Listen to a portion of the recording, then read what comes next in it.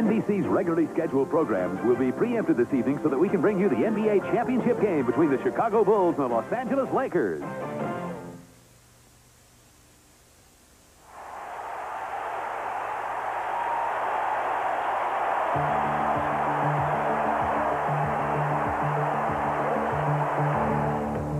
If the Chicago Bulls clinch their first NBA title tonight, as most expect, the easy, obvious impulse will be to call it a triumph for Michael Jordan and his teammates, which it certainly would be.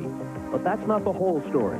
You see, if tonight is the night, it will also belong to the franchise, a work in development for 25 years. In particular, to the Bulls of the early 70s, who embodied the spirit of their feisty city. Tonight would be for Clifford Ray and for Tom Boerwinkle, who struggled mightily but could never quite match up with the dominant centers of their era. Tonight would be for a pair of street fighters who may have been the best defensive backcourt in NBA history, Jerry Sloan and Norm Van Leer. Do you think they're proud to see the current Bulls holding Los Angeles under 90 points a game? Tonight would also be for the sterling pair of forwards and scoring threats, Chet Walker, now a film producer here in California, and Bob Butterbean Love, a business executive in Seattle. Think they'll be watching tonight? These Bulls of the early 70s played in the Western Conference, where despite their grit, there was one team they couldn't seem to beat. One team that knocked them out of the playoffs 3 straight years. Yes, the Los Angeles Lakers. It has taken a while, but if tonight is the night, those old Bulls will enjoy a measure of satisfaction as well.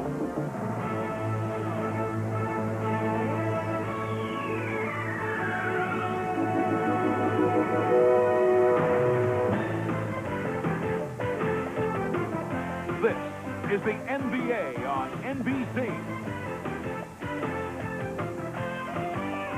The 1991 NBA Finals. Tonight, Game 5 between the Chicago Bulls and the Los Angeles Lakers.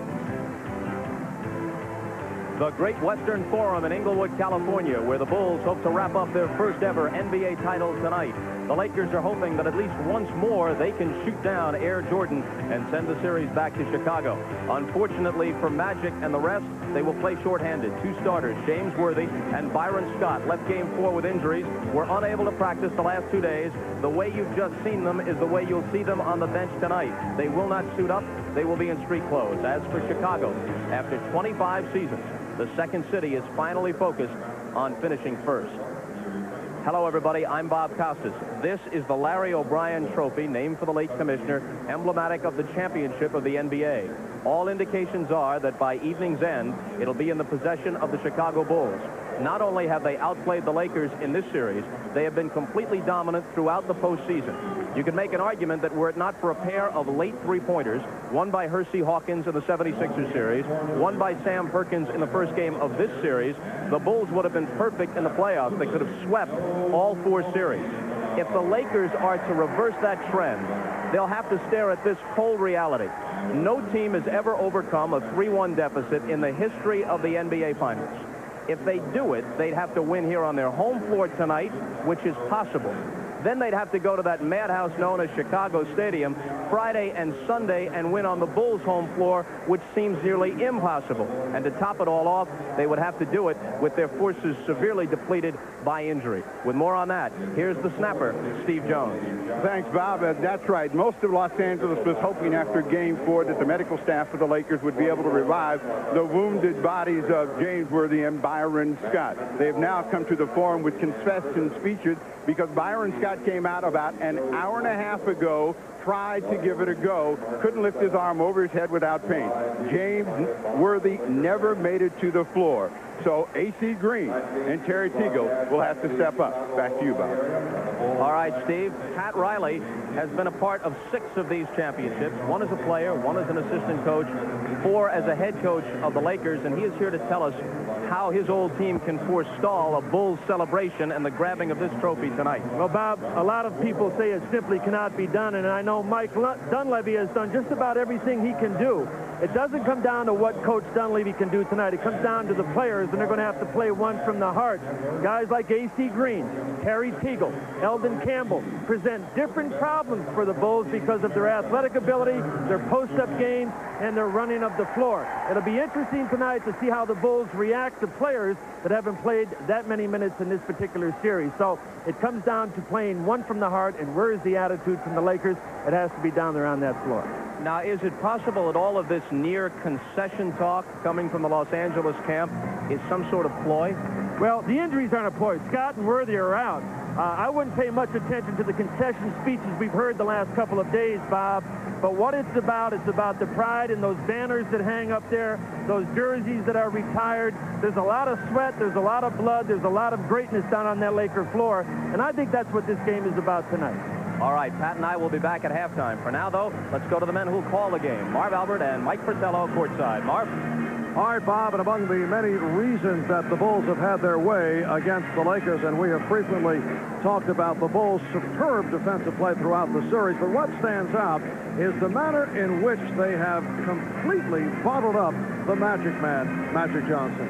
Marv, not to take anything away from Magic's performance, where he's averaged 19 points per game, 10 assists, 7 rebounds, and shooting 94% from the free throw line, but the Bulls' decision on how to defend him has taken its toll. The Bulls decided to harass Magic at all times. Alternate playing him with Jordan and Pippen, a bigger defender. Don't let him stand in direct traffic. Take away his vision and run the next defender at him at selective times to distort his shots. Now, the answer to the problem is a healthy James Worthy. Unfortunately, he's not going to play this evening. Right, as Bob mentioned moments ago, both James Worthy and Byron Scott are sidelined by injury, so Terry Teagle and A.C. Green will be in the starting lineup. Well, Teagle and Green may be getting their opportunity, but both will have to do better than 4 points per game and shoot much better than 20% if the Lakers are to have a chance. And Mike Dunleavy was telling us that he will use both rookies Tony Smith and Eldon Campbell off the bench. They have seen very little time thus far in this final series. And from Chicago's point of view, you have to wonder, are there any adjustments for Phil Jackson to make? The Bulls made their big adjustment, and that was after Game 1 when they decided to get more people involved offensively. At the end of Game 1, Grant, Paxson, Cartwright, 6 points apiece, total of 18. But in the next 3 games, they combined to average over 42 points per game. All Chicago wins. The Bulls' defense has been outstanding, holding the Lakers to 89 points per game. Their bench has been very productive. So I guess we could say, if it's working well, don't mess with it. And in Game 4 here on Sunday night, Michael Jordan played very well despite the jammed toe. For more on Jordan's condition, here's Ahmad Rashad. All right, thanks, Marv. That toe is still the same as it was on Sunday. It's still badly bruised and extremely painful. It didn't bother him then. He says it will not bother him tonight. Now, the atmosphere around the Bulls, everybody's very serious, very focused. On the bus ride from the hotel over to the Forum, everybody was quiet. They were all thinking about that championship that's so close at hand. I asked Jordan about winning it at home. He said, you know what, we want to win it whenever and wherever we can. We feel like we can win it tonight. Marv? All right, Ahmad, for the Lakers, the season is on the line. The Bulls are hoping that this is their final game of 1990-91. The only company in the air express business with 2 next-day delivery options is Federal Express. 10:30 a.m. if your package has to arrive early, or if it can get there just a little later in the day. We've got a brand new afternoon service that will deliver almost anything up to 150 pounds by 3 o'clock. At a price that's tough to beat. Same great service, now twice a day. Federal Express, absolutely, positively the best in the business. Twice a day. The Accord 4-door sedan.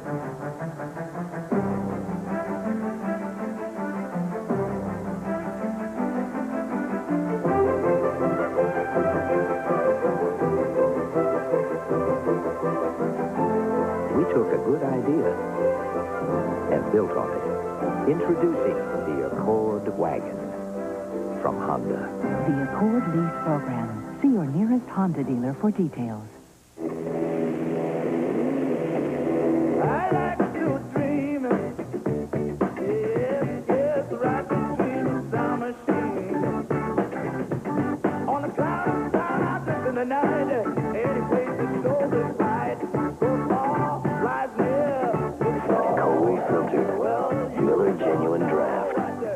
For those who discovered its real draft taste, the world is a very cool place.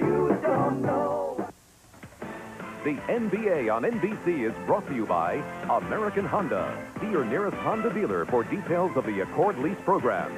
By Nike, who reminds you to just do it. By AT&T, the right choice. And by Miller Genuine Draft, cold filtered for real draft taste. So get out of the old, get into the cold. We welcome you back to the Forum in Inglewood, California. Let's take a look at the starting lineups. First, the Chicago Bulls with the red-hot John Paxson and Michael Jordan. In the backcourt, Horace Grant, Scottie Pippen are up front, and at center, Bill Cartwright. The coach of the Bulls, Phil Jackson, a member of the Knick Championship squad that beat the Lakers here at the Forum in '73 to win their second title. For the Los Angeles Lakers, Terry Teagle. For the injured Byron Scott with Magic Johnson. In the backcourt, Sam Perkins, A.C. Green getting the starting nod with James Worthy out of action. And at center, Vlade Divac, who has enjoyed a terrific final series. And the coach of the Los Angeles Lakers, rookie coach Mike Dunleavy, who told us at practice yesterday his main concern, he said, our guys have been hesitating to shoot open shots. When we get them, we miss. In fact, he said the Lakers missed 7 open shots in Game 4 on Sunday. Well, that's what happens. You start to doubt yourself. You miss a few early. The thing seems to get worse rather than get better. You make your adjustments. It still doesn't get any better. Doubt creeps in. The hesitation takes place. The officials, Jake O'Donnell, Jack Madden, and Mike Mathis. And the Forum crowd into it here at the start. They have had their ups and downs in the cheering department during the final. Lakers control the tip. Magic played by Jordan. Teagle beating Paxson. Yes. Oh, do you think that's a good sign for the Lakers to get a 2-guard off on the first shot of the game? Something they've missed sorely. Pippen is being guarded by Green. Paxson played by Johnson. Cartwright.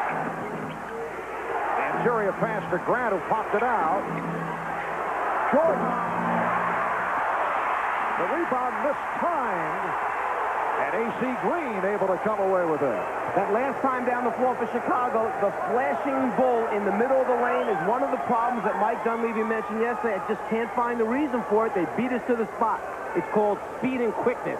And the flashing bull has usually been Horace Grant. Here's Green. And a blocking foul called on the Lakers. A.C. Green, a very active player. He was a spark during the course of the series against the Portland Trailblazers. The foul called on Horace Grant. A.C. Green, who began the season in the starting lineup with Sam Perkins coming off the bench. His game is running, plays a high-energy style. He is non-stop motion. A look at A.C. in this series. He has not received the playing time. He had that 2 for 11 back in game number 2. One of the game's most effective offensive rebounders in his 6th year out of Oregon State. So the Lakers with a 3-0 lead. The Chicago Bulls have roared through the playoffs following the 61-21 regular season.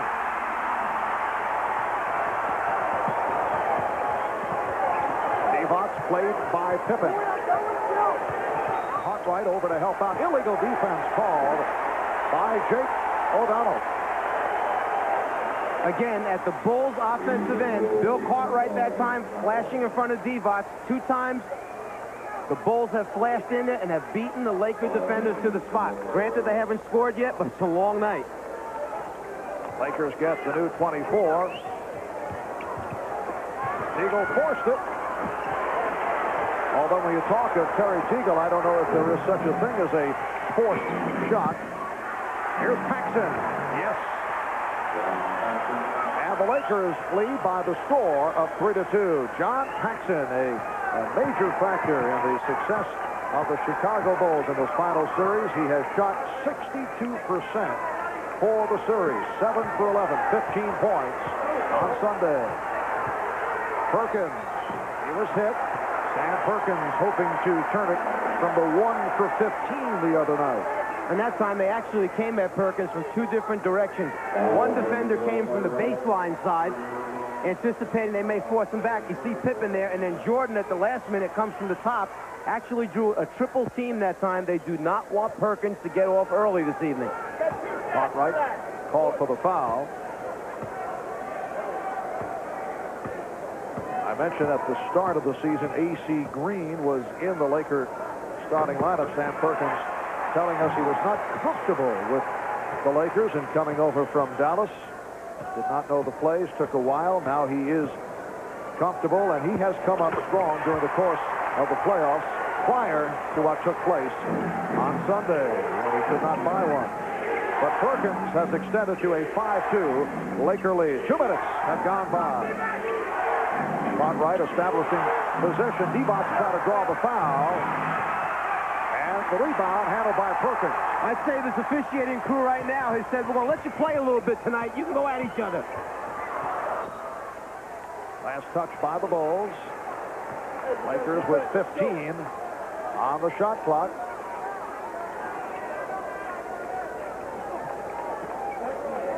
Now Cartwright matched with Perkins. And Magic backing Jordan. Divac. Divac on the follow. Actually, Magic was trying to throw a skip pass across to A.C. Green. He intercepted it. John Paxson drilling home his second from the corner. This time the other side, and the Lakers lead it 7-4.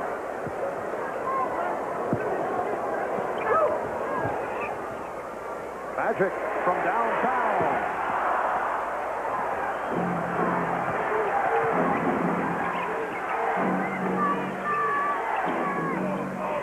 Grant posting.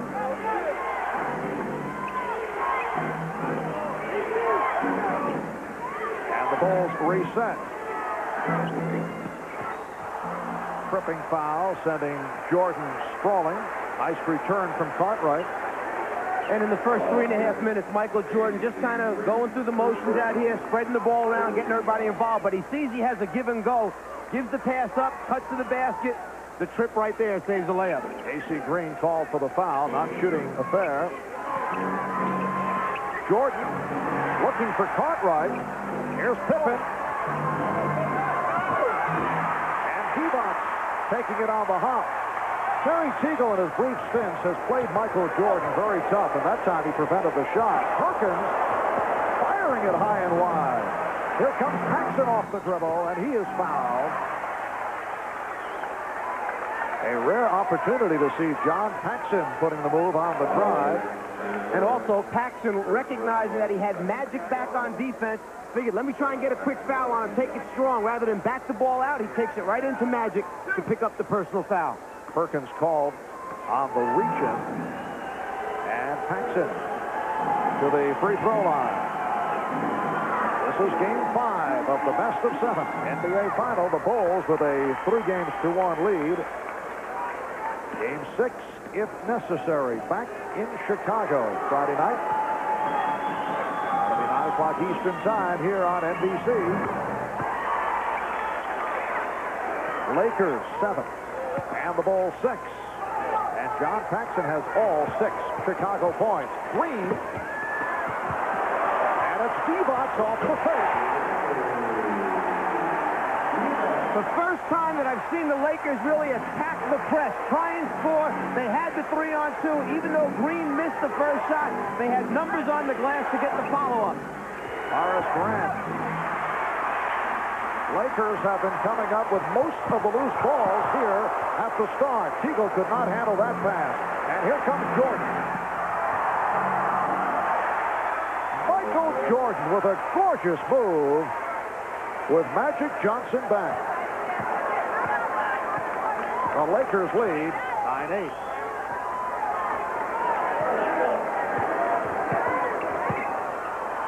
Divac for the reverse. Lonnie Divac off to a fast start. He's hit 3 of 4.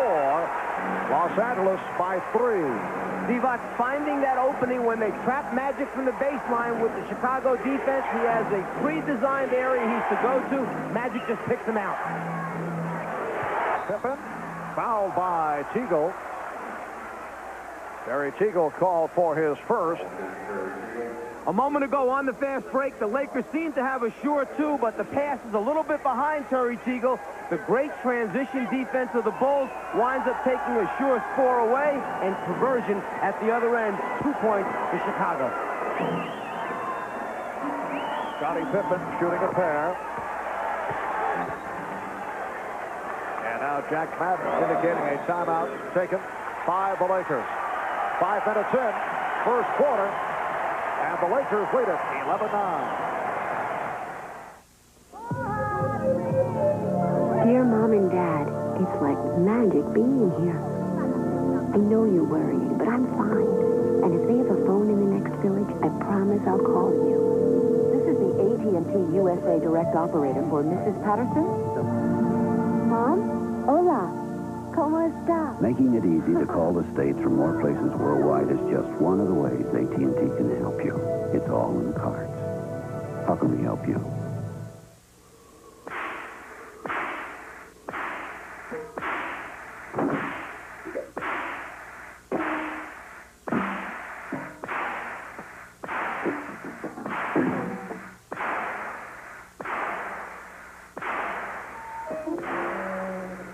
Spend less time at the pump.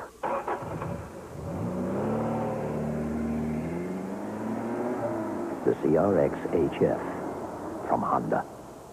Beware of HBO's all-new episodes of Tales from the Crypt. You won't believe your eyes. You may lose your grip. Or get a little jumpy.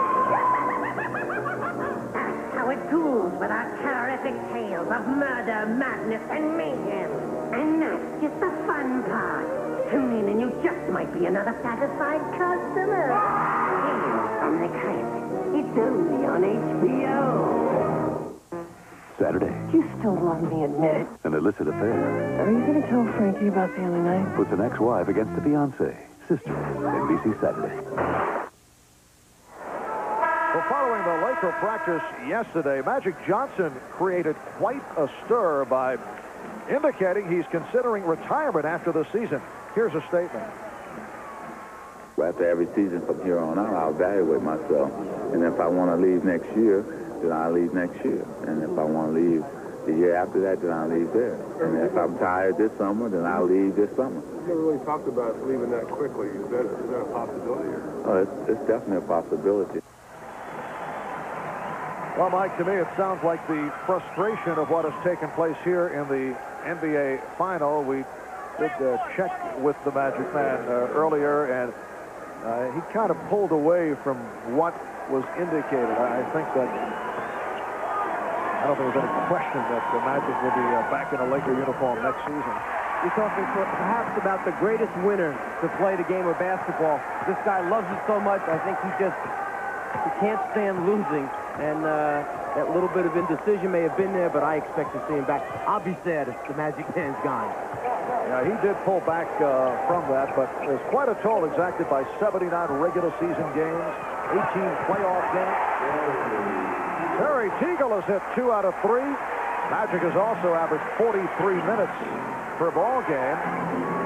And he's also had his fun being dogged by the likes of Michael Jordan and Scottie Pippen throughout this series, so it's kind of caught up to him. Michael Jordan now 1 for 3 from the field. Here's A.C. Green.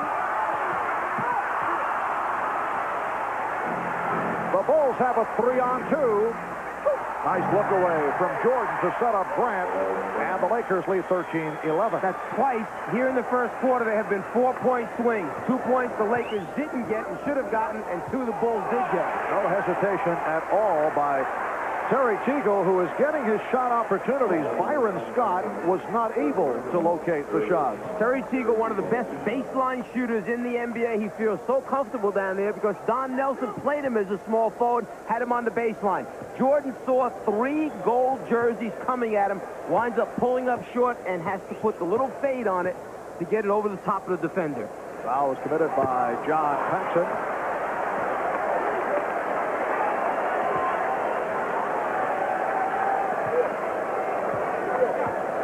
Terry Teagle, an 82% free throw shooter.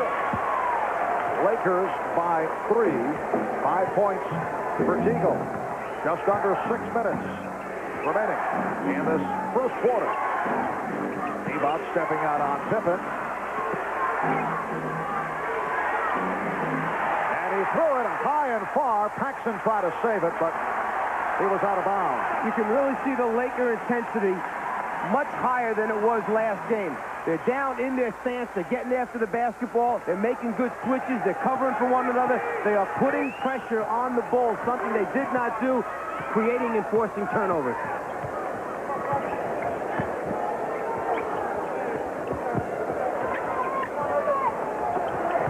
Divac throwing the double team, and he was rejected from behind. Pippen with the good play coming over to help. And Pippen goes all the way.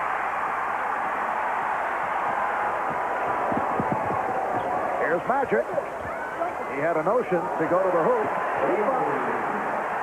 Has hit on 4 of 6. Vlade Divac coming off a career-high 27-point performance and off to the good start today. Good play by Divac, but he knocked it out of bounds, and Vlade agrees with the call. And they can feel it right now that their defense is up. They're pressuring the Bulls. They like what they feel on the floor. Chicago decides to take a timeout and talk about it. The Bulls only 4 out of 12 from the field. The crowd responding to the good start by the LA Lakers.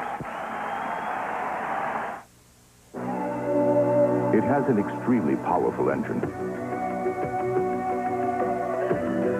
The most precise ergonomic design. And luxury appointments like hand-finished wood and fine leather. Introducing the Acura Vigor. Because even the man who flies the most sophisticated aircraft needs some excitement in his life.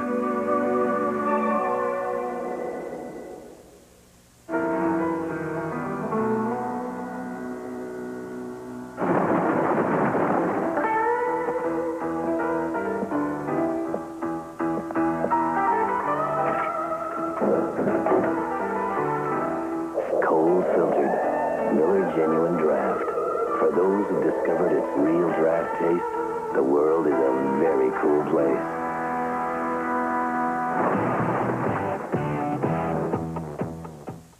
You want to protect your family with a good investment at a good price. You need someone to help you handle the road ahead. You need a Goodyear retailer, not only because he stocks a wide selection of quality tires, but because he can help you select the right tire for your budget and the way you drive.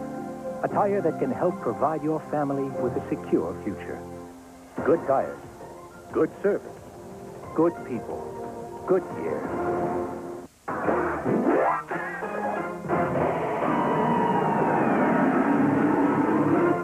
Hi. Today, Mr. Robinson had a birthday party and got lots of great presents. He got some Air Force 180s from Moses Malone. Ooh, and some more from Michael Jordan. And some more from Charles Barkley. And he got an autographed picture from Commissioner Stern. Commissioner Stern is a great commissioner, but he gives crummy birthday presents. Terry Teagle, 9-year man out of Baylor, signed as a free agent after a strong season with Golden State. Did not get the playing time in his first year with the Lakers and did not come on until the end of the season.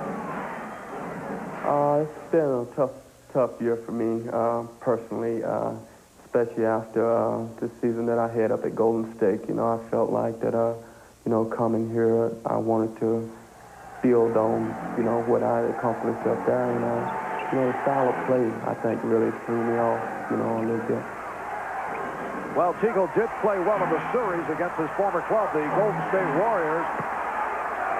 Horace Grant making it 2 out of 3 from the floor, bringing Chicago within 3. Larry Teagle has gotten off to a good start here in the first quarter. Divac.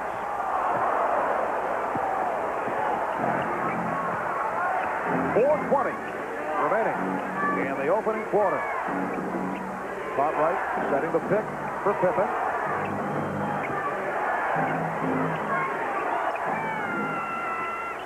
Shot clock is at 5. Cartwright. Last touch by Pippen. Good effort by Scottie Pippen going for the steal, but it will be Laker ball.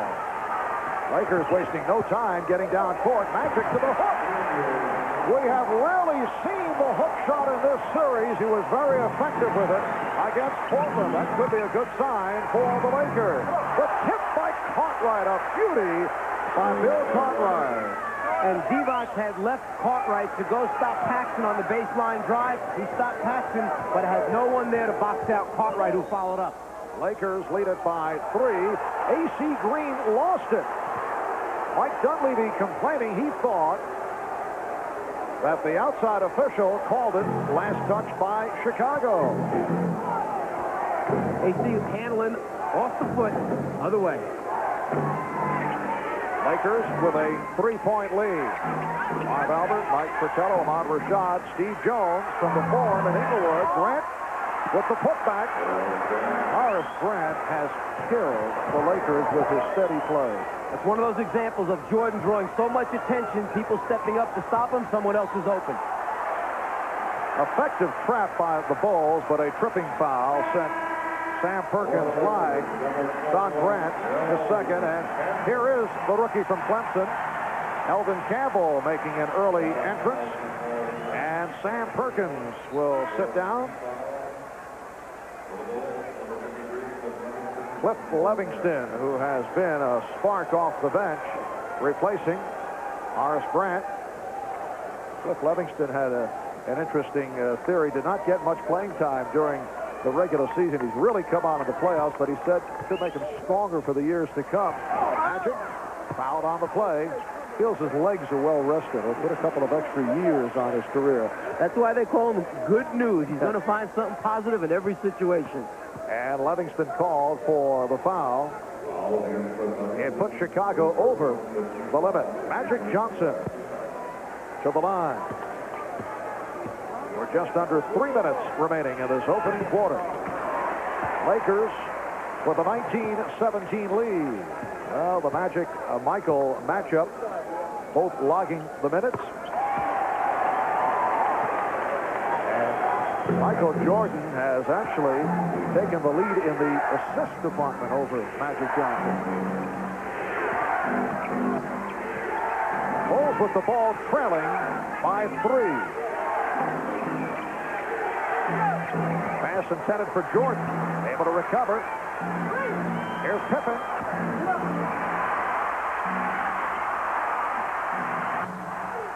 And last touch by Pippen. That may be the first loose ball that I can remember the Lakers coming up with.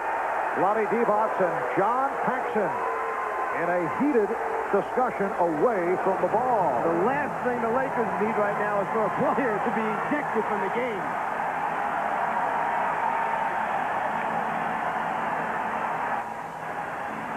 The crowd cheering the aggressiveness of the Los Angeles Lakers, a quality we have rarely seen during this final series.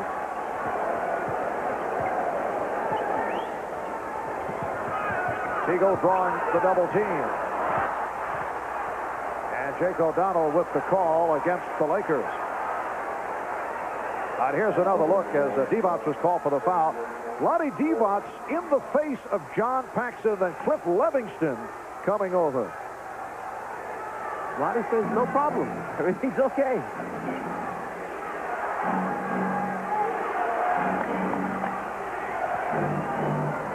Levingston, yes, backcourt violation.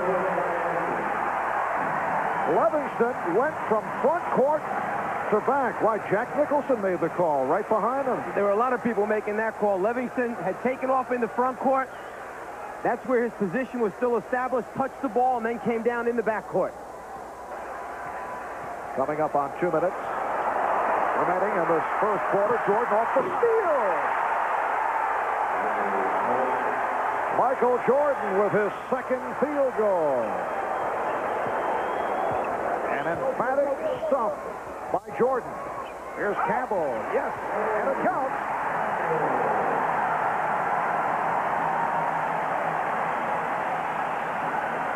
The Bulls defense finds a way to get easy scores. 4th in the league this year in steals. Jordan, one of the best pickpockets you're going to find, and then one of the best finishers at that end. Pre-designed spots on offense for the Lakers. All you got to do is get there. When they double Magic, he'll find you. Livingston called for the foul. Eldon Campbell played briefly in the overtime game here in Los Angeles Friday night. You may recall he came on for the opening tip of overtime with Vlade Divac in foul trouble. Won the tip, then hit a short jump shot. But that's been it in this series for Campbell. Cartwright making contact with Divac. Oh, what a shot by Bill Cartwright. And Divac was right there with the extended hand challenging the shot. And back come the Bulls. Lakers lead at 23-21. Here's Jordan. A gorgeous move again by Michael Jordan, going at Vlade Divac strong and then able to lay it home softly. Magic thought he was fouled. No call. And here's Pippen. The Bulls take a 25-23 lead. First time they have led. Well, with the entire rest of the Lakers team down on the baseline, if the turnover comes out top, there's no one to cover the backcourt. Not a good play a moment ago by the Lakers. Campbell lost the grip. Magic waiting for a foul call. As a result, he just stayed in front court, did not make the play. You can't do that. And as a result, the Bulls were able to fast break. Teagle called for his second. 40 seconds remaining in this first quarter. Here comes Craig Hodges for the first time. Sam Perkins back. And Vlade Divac will sit down. He leaves with 8 points. John Paxson departs. Scott Williams, the rookie from North Carolina, will also check in. Part of the problem with playing these Bulls is when you start to unravel and come apart, it happens quickly against this team because they run the spurts at you. The defense helps them, and then they're so good at the offensive end. Here's Magic handling the ball out in front, directing the offense, and right when he gets around the top of the circle, he feels that there's a block right there. It should be an obvious call in Magic's mind. As a result, no one to cover the backcourt. Easy score. Bulls with 7 unanswered points. Chicago with a 27-23 lead. Light pressure by the Bulls. Tony Smith, the rookie from Marquette, has come on, and he is trapped. And notice Chicago going right to the trap with people like Campbell and Smith handling the ball. Magic through the foul. Eldon Campbell is not a player you want to see with the ball at center court. No, and that's part of the problem of having a James Worthy out of the game, or even having a Worthy injured all this time, is the fact that he's the other guy when they give the ball, or rather when they double-team Magic and make him give the ball up. The guy that he's used to giving it to is a Worthy, who has the ability to push it down the floor, either make something happen, create, or get them into their offense. Now you've either got a Divac, you've got Eldon Campbell, not the same type of person doing those things. Bulls lead it by 2. Worthy sitting out with a sore left ankle, and Scott out with the hyperextended right shoulder. What they're doing basically is spreading the floor. Pippen now will replace Jordan in the middle of the floor. It's his job to break AC down off the dribble and then hit perhaps Hodges in the corner for a spot up. Pippen off the starter step, went to the left hand. Livingston rejected by Perkins. That's the end of the first quarter. The Bulls 27 and the Lakers 25 after 1 in Game 5 of the NBA Final Series.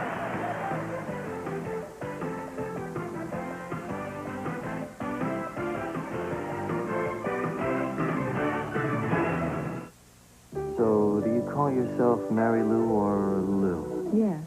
You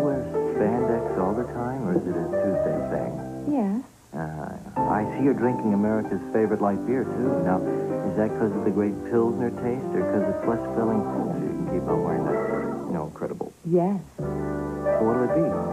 Is Miller Lite America's favorite because it's less filling or tastes great? Yes. You ever say no? Yes. If you order a suit designed around the way you're built, you have to wait about 2 months. If you want a house designed around the way you live, the wait is 2 years. But if what you desire is a car designed around the way you drive, you don't have to wait another day. The 1991 Acura Legend Coupe.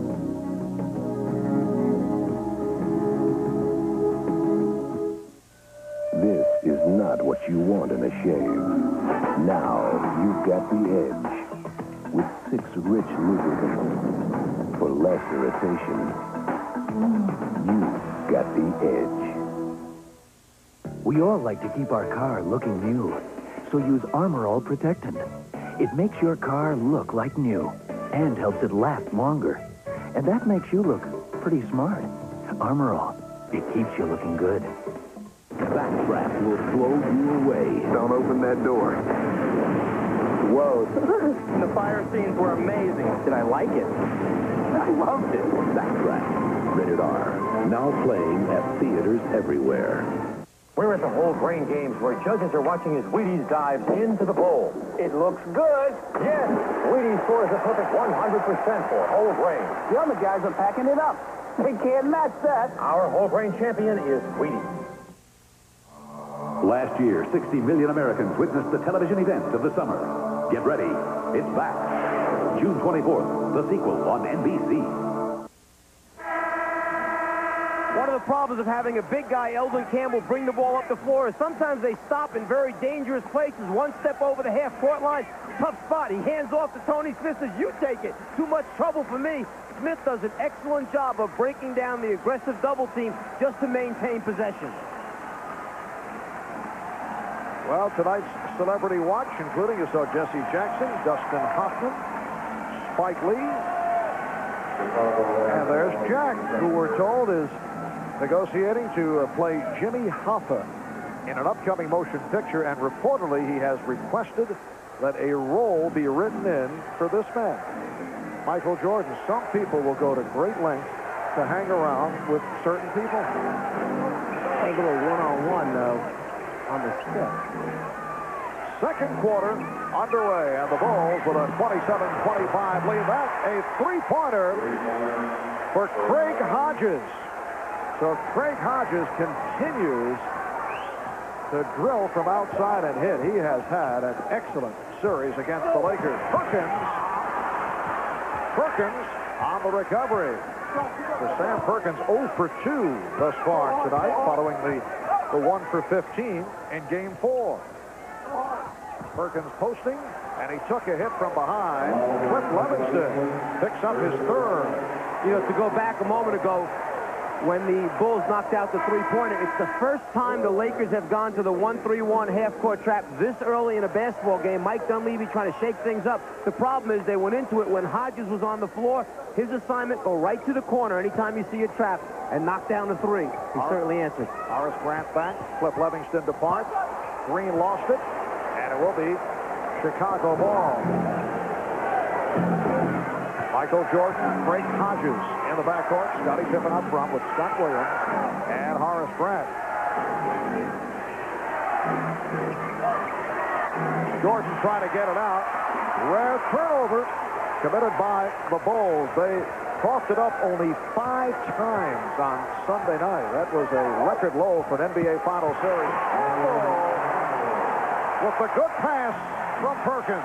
I think you can see, as soon as they came up with the steal, A.C. Green just kind of dribbled off to the side rather than try to attack at the other end. 10 points for turnovers for the Bulls, none for the Lakers.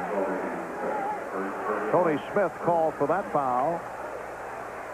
After the double team, the Lakers go to their designed areas on the floor. It's a matter of passing and catching to convert. Now it's Tony Smith, the rookie from Marquette, a second-round draft pick, guarding Michael Jordan. And the officials say last touch by the Bulls. Tony Smith had an excellent game against the Chicago Bulls here at the Forum during the regular season. In fact, he was player of the game. That's the game that saw Magic Johnson go down with an injury, and there is Smith bringing the Lakers within one. Yeah, and that was a two-point game at the time when Magic went down with the injury. He played the entire fourth quarter, Smith. They wound up winning by 13. For a while during the season, Pippen drew the foul. For a while, Tony Smith had emerged as the backup at point guard. He was playing extremely well. Mike Dunleavy was giving him his minutes. And then as they got down the stretch run of the season, that last 10, 15 games, he started to fade a little bit, and Dunleavy went back to Larry Drew off the bench. Had more confidence at that time in Drew, and as a result, stayed with him. Tony Smith, a big guard at 6'4", 190 pounds. All right, this is the play that we referred to as Magic went down. Horace Grant accidentally making contact, and it led to the emergence in that game of Tony Smith. Eldon Campbell called for that foul, putting Scottie Pippen at the line, and Pippen is now 4 for 5 from the line. As a senior at Marquette, Tony Smith averaged 24 a game, although he shot only 41%. He was noted for his defensive play. Pressure by the Bulls. Green going all the way. Able to shed Grant, who did not want to pick up number 3. See, that's normally where Worthy is, who has the ability to put it on the floor and take it to the basket. They've been missing that since James has had the injury. A.C. Green, 2 times now we've seen him do it this game. One, he missed a shot. That time he converted. Scott Williams called for the travel. Phil Jackson is upset. Phil Jackson taking a long walk as a timeout is called. The Bulls lead it 32-31 with 9:35 to go. First half. The sports car I want is a Nissan. No, the one with super high-kiss steering. No, the other one with super high-kiss steering. Yeah, the 240. And I test it someplace curvy. No, I mean curvy. No, I mean really curvy. Then I'd listen to some music. Having my baby. No, I mean real music. Yeah. Because if you don't watch your figure, who will? It's the right feel now. Because when it comes to water, the only place to start is at the top. It's the right feel now. Because when the party's going full steam, you don't want to fill up. So reach for the beer that won't slow you down. The Silver Bullet.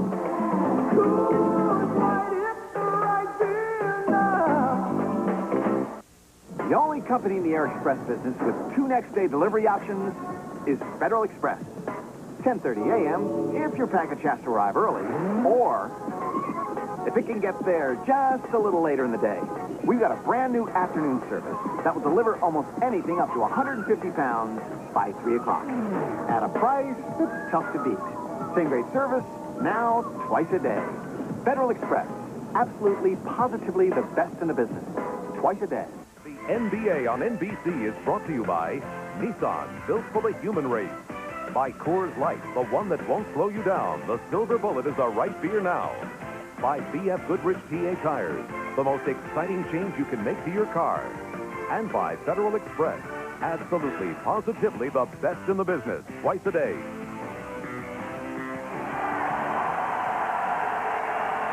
A moment ago at the offensive end of the floor, as Williams made one fake, then another fake, he commits to travel.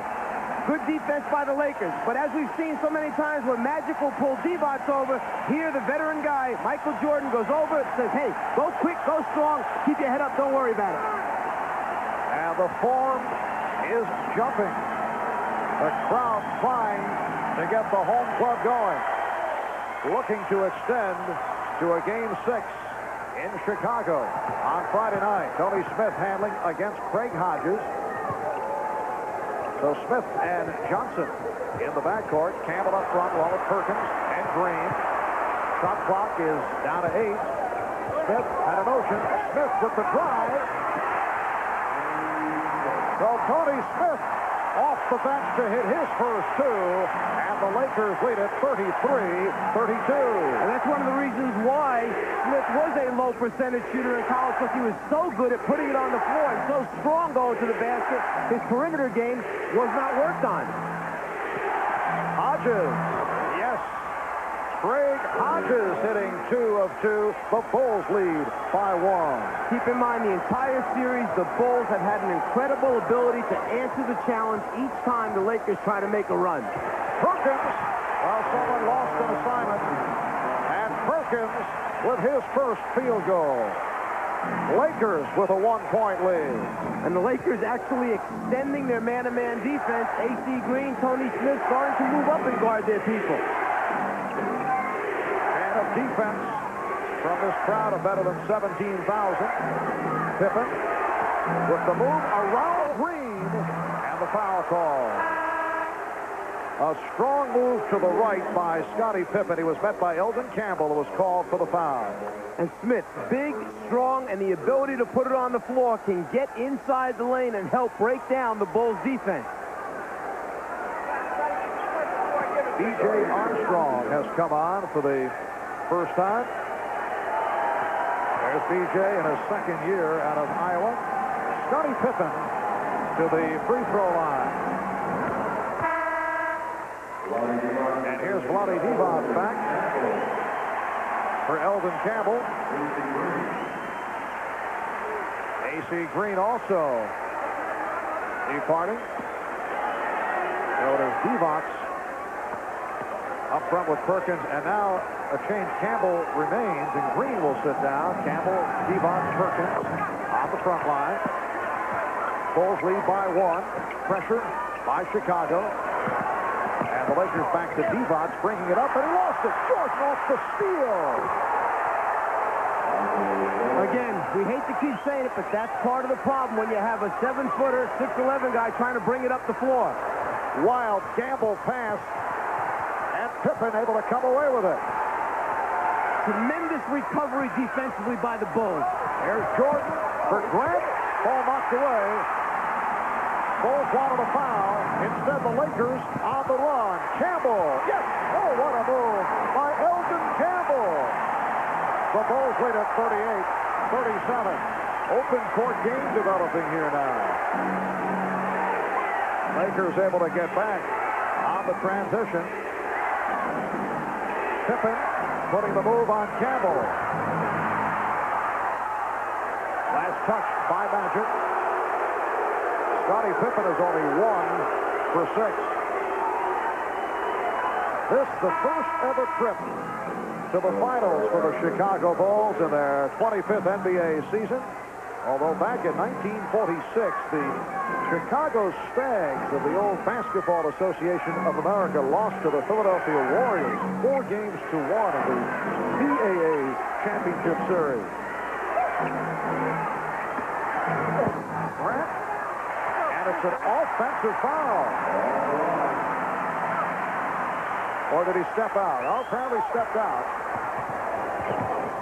Magic with a risky pass intended for Campbell. Scottie Pippen to the open B.J. Armstrong. And the Bulls backcourt continues to hammer away. Almost every open shot has been drilled through. Timeout taken by Mike Dunleavy.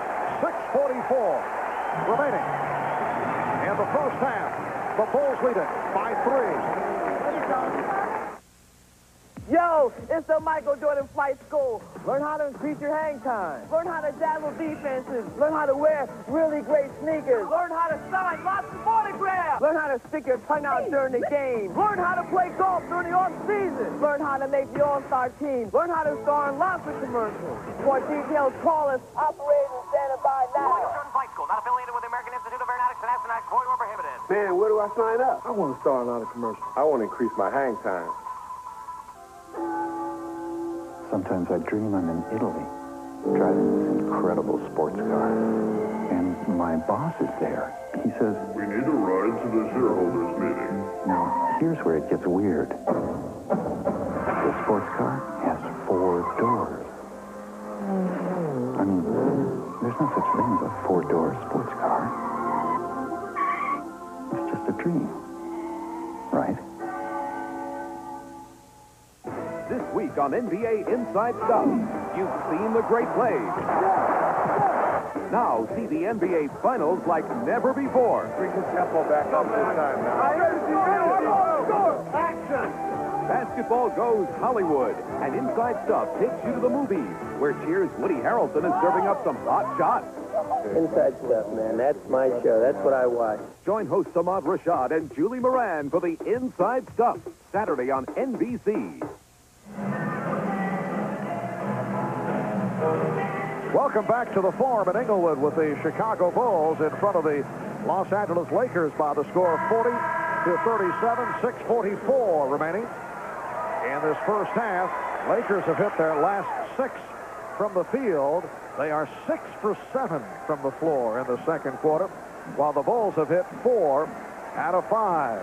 Recapping what has taken place in this series, Game 1, Sam Perkins with the clutch shot from downtown. Lakers winning in Chicago 93-91. Game 2, the Bulls with a record 61.7 shooting from the floor, and the Bulls won it.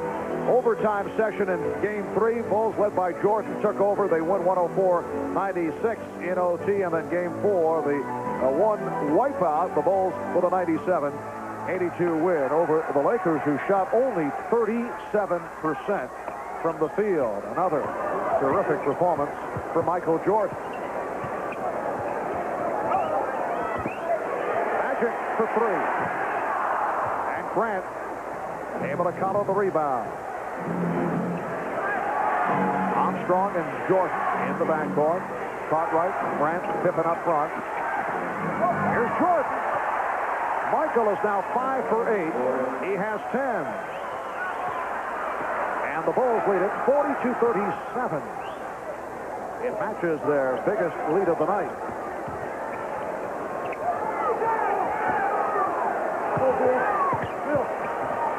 Evots, not what he had in mind, nearly dropped. Here's Campbell. Eldon Campbell off the bench to hit 4 of 5 for 9 points. Bulls by 3. Jordan was fouled. Perkins over to help out. And Michael Jordan will go to the line for Perkins, his second personal. If you're going to force Michael Jordan baseline, then the rest of the defensive players must come quickly. This is a real strong move here because the guy that's playing defense, Tony Smith, is riding him out with that forearm, actually drives him behind the backboard, but the rest of the people do not rotate early enough. You let Michael get that close to the rim, he's going to finish off. As Ahmad mentioned earlier, the 2 days rest certainly helped the jam toe injury of Michael Jordan. To this point, we have not seen any hobbling. Bothered by the jam big toe on his right foot. Landed awkwardly after hitting that jump shot of the final seconds that had tied Game 3 last Friday night, landing on the tip of his toe.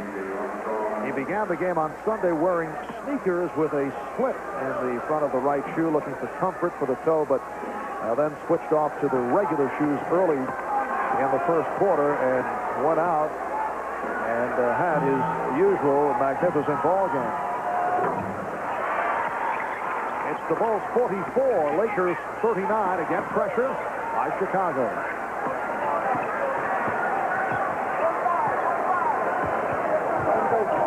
Terry Teagle has returned. He had the shot, but he fumbled it, then recovered. But there's one of those bad shots. You said it last game.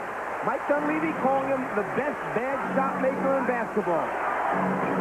Lakers trail by 3 as we come up to 5 minutes remaining in the first half.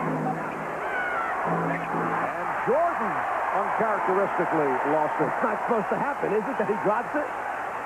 Remember, Terry Teagle, an off-balance shot maker, finds control and then gets in the middle, fade, shoots it going left, back to the right. Back to the live action. Magic setting it on Jordan. And Perkins hit by Cartwright. And a little change of pace that time for Sam Perkins. Made his move to the middle of the floor on the first dribble and quickly. Unlike the other times where he takes his first 2 or 3 and just pounds it in place trying to read the double team. Only the second team foul committed by the Bulls. The Lakers have 4. Eldon Campbell, the rookie from Clemson, a first-round draft pick of the Lakers, getting the playing time in the absence of the injured James Worthy. Here is Teagle. Yes. Terry Teagle has hit 4 of 5, and the Lakers are down by 1.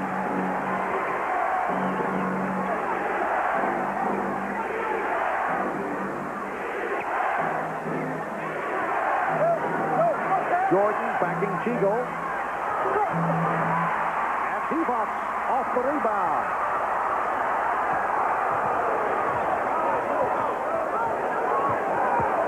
Bulls continue to bottle up Magic Johnson. Everywhere he goes, someone's jumping out at him all the time. And the foul on Teagle. It is a charge drawn beautifully by Pippen. Scottie Pippen stepping in the path of Terry Teagle to draw the foul. Mike Dunleavy not real happy with that basketball call. He felt it definitely was a late step in, that the block should have been called. That's 3 on Teagle. And the Lakers with their 11th turnover. And Madden with the call on the Bulls. It's a traveling violation. Teagle sits down. Smith returns. A.C. Green attempting to check in. Mike Mathis says no, too late, and he is sending him back to the scorer's table. The official's trying to straighten out now whether or not he was at the table in time to allow the substitution to take place.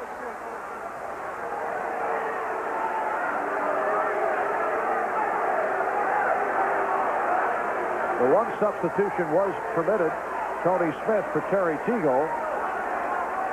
But Mathis pointing out that A.C. Green did not check in at the table in time. Well, that's the guy that Mike Dunleavy has to get off the floor. He's the one with 3 personal fouls.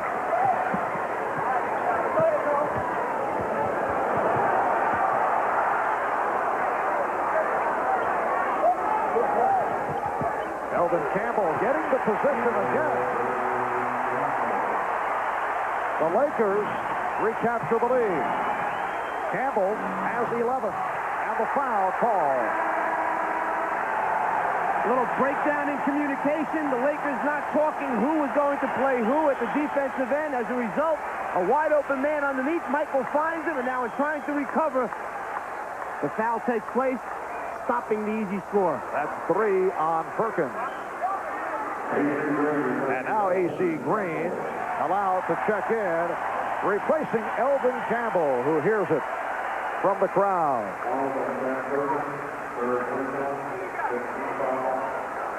Mike Dunleavy changing his mind. Perkins will depart. Campbell will remain on the floor. Perkins sitting down after collecting his 3rd.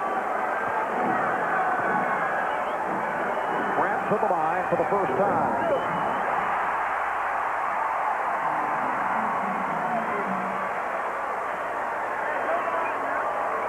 A 71% free throw shooter. Horace Grant admitting he was very nervous for game number 1 when the Bulls felt they did not play well. They felt they were tentative. They lost only by 2 points off the 3-point shot by Sam Perkins. But since then, Grant has come up solid. Pippen trying to draw the foul. What a job by Scottie Pippen. A.C. Green very fortunate to hold on, although the Lakers felt that there should have been a foul called on Pippen. Here's Green, rejected by Grant. Shot clock down to 3. And a loose ball foul has been called as the 24-second buzzer went off. It's on Green. The quickness of the Chicago Bulls as a defensive end. A.C. Green got up to the top, thought about dunking the thing, instead just shot the little jump hook. It left just enough room for Grant to get the block. With the Lakers over the foul limit. Grant will go to the line. We have seen bursts by the Chicago Bulls. They have come through with some sensational shooting, and they've had a good shooting second quarter. Bulls now lead it 46-45. You can see the tremendous flexibility in the Chicago team. If Scottie Pippen can guard Magic Johnson bringing it up, then you know when he goes back and guards A.C. Green, and A.C.'s the guy bringing it up, he's going to cause problems for A.C. trying to dribble the ball up the floor. Mike Mathis not satisfied with Green and Pippen lined up so close to the shooter, Horace Grant. You are supposed to be 6 feet away from the top of the circle, but the defensive player is always allowed on the inside. The Bulls run a little free throw play where they send guys from behind the top of the circle to try and pick up missed free throws.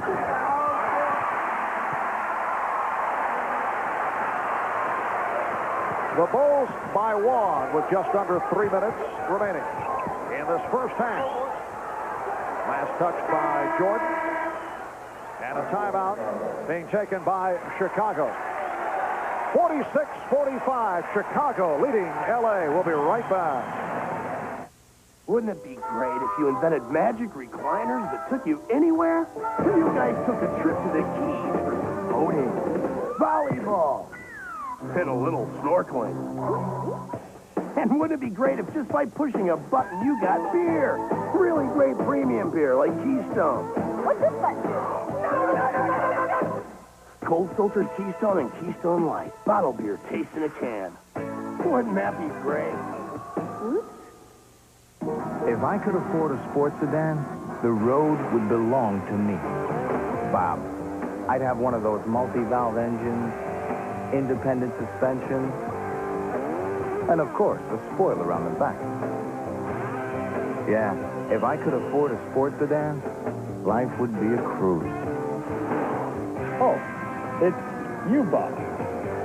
Presenting the Nissan Sentra SER. Because rich guys shouldn't have all the fun. Say your prayer. Lieutenant Frank Drebin. Nice work, Frank.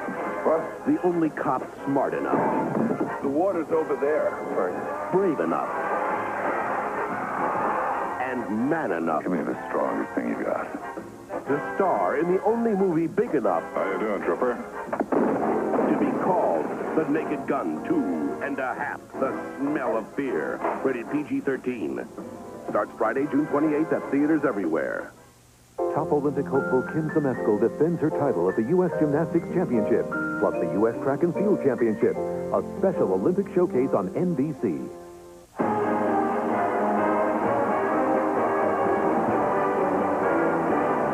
Notre Dame football, coming this fall on NBC. Everybody here at the Forum collectively held their breath as Vlade Divac and Michael Jordan collided and bumped knees, and Divac came out hobbling. They thought, oh no, but it was just that. Bumped knees, Divac is fine. Back to you, Mark. All right, Steve, 2 minutes, 52 seconds remaining in this first half, and the Laker bench for the first time this series has contributed solid numbers. Elvin Campbell and Terry Teagle, who have not done it prior to tonight, not getting the playing time. Teagle in the starting lineup for the injured Byron Scott. Elvin Campbell has come on along with Tony Smith. For those who may have just tuned in, both James Worthy and Byron Scott sidelined by injury. Here's Campbell. Bulls lead 46-45. And Jordan called for a travel. Jordan saw the quick opening to his right. He didn't want to give Smith a chance to dig in. As soon as he caught, he started to go right away, shifted his feet. Excellent call. Chicago with 10 turnovers. They committed only 5 on Sunday night. Here's Magic. He's been off. Pippen on the rebound. The steal by Campbell. Divac kicked out by Paxson. They're so good defensively, Chicago, and so quick recovering that when you take one from it, it's likely they're going to take it right back from you. Coming up at halftime, Bob Costas, Pat Riley, and they will be chatting with one-time Chicago Bulls standout Norm Van Leer.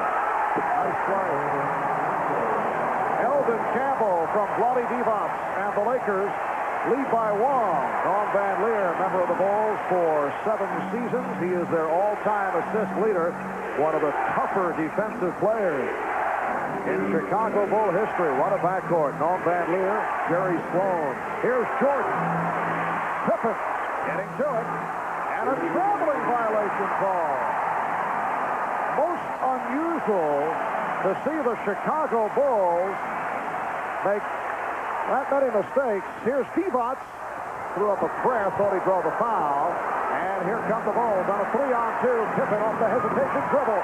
A spectacular end-to-end move by Scottie Pippen.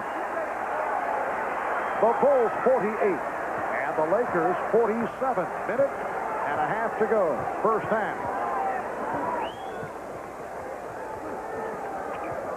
Divac called for steps.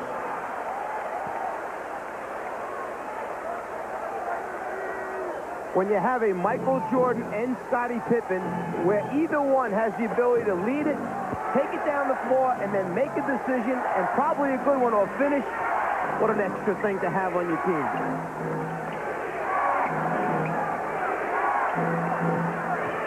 Divac jumping out, but he stepped out of bounds. Mike Mathis explaining the call to not only the Chicago and L.A. players, but right in the face of Jack Nicholson. And Divac guesses that time, anticipates the baseline pass, and then goes to that side to come up with the steal or deflection. A conversation at the scorer's table, and they are chatting about the time remaining on the shot clock, and they're running it down. Saying that Vlade never had possession of the ball after he knocked it away from the postman. As he tried to save it, there never really was possession, so they should not reset the clock. Shot clock at 8. Bulls with the ball and a 1-point lead. Now Jordan posting up. Campbell over to help. Here's Pippen for 3. Magic fires down to Green. Good recovery by the Bulls. Well, they had a fast break that time, and they're just getting into the offense with 13 seconds left. Oh, nice move by Tony Smith. He had Paxson committed on the fake. Lakers 49, Bulls 48. Smith has hit 3 of 3.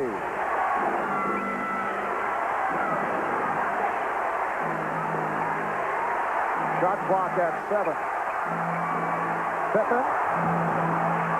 Rebounded by Pippen. And now they'll hold for a final shot.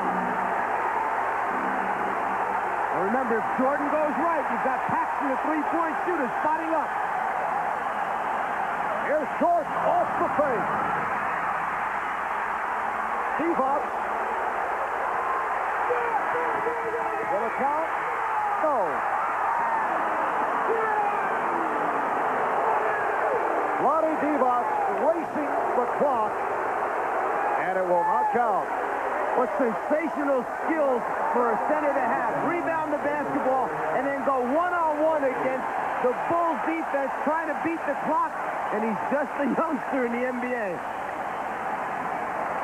At halftime, at the Forum in Inglewood, it's the Lakers 49 and the Bulls 48. The High Point men, Elden Campbell with 13, Michael Jordan with 12. Bob Costas, Pat Rowley coming up at halftime. Stay with us.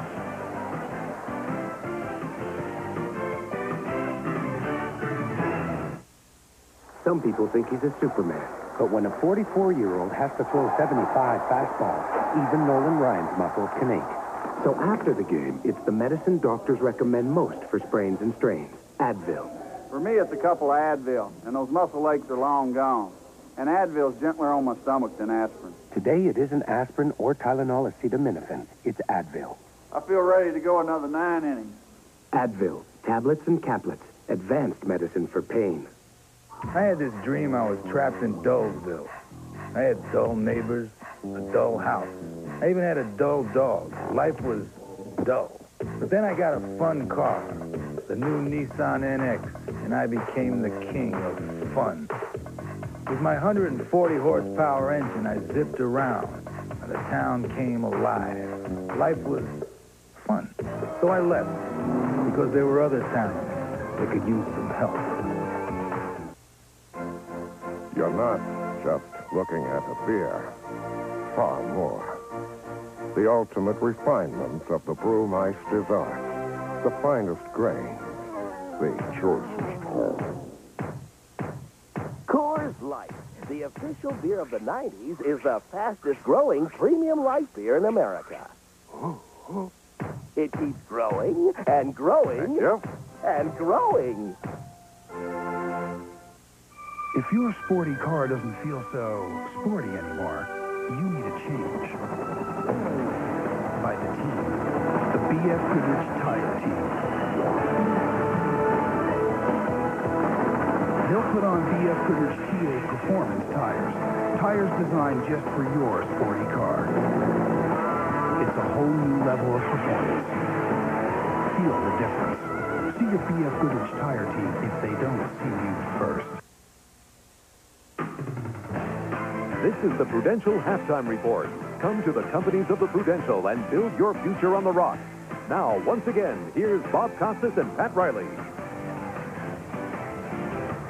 Halftime at the Forum, the Lakers trying to forestall what some would say is the inevitable, but nonetheless a game performance, up by a point at 49-48 at halftime. Now, through the first 4 games of this series, Eldon Campbell and Terry Teagle had a combined total of 18 points. They get 22 between them in the first half in emergency duty. Campbell 13, Teagle 9. Between them, they are 13 of 16 from the floor. Quite a performance, Bob. You know, as a coach, all the time, players will come to you and say, hey, Coach, I'm ready to play. But you'll say to them, are you prepared? Well, there's no doubt tonight that Terry Teagle, Eldon Campbell, Tony Smith have come off the bench to inspire the Lakers. And one of the things that Terry Teagle gives the Lakers that Byron Scott doesn't is he gives them a real post-up game. Great ball movement in the first period by the Lakers, and right here, another decision by the Lakers to be able to post up a guy at 6'5" over John Paxson. Now, one of the things the Lakers have been doing very well on the double teams on Magic Johnson, right here, you'll see Eldon Campbell, the rookie who has 13 points in the first half, bury a little dotted line jump shot. Those kinds of performances, those are the things that the Lakers need. They got them big time from those guys. You almost don't expect it, but that's what they needed, and that's what they got. You know, I knew something didn't add up in those stats. You got to throw in Tony Smith. Right. Campbell, Teagle, and Smith combined.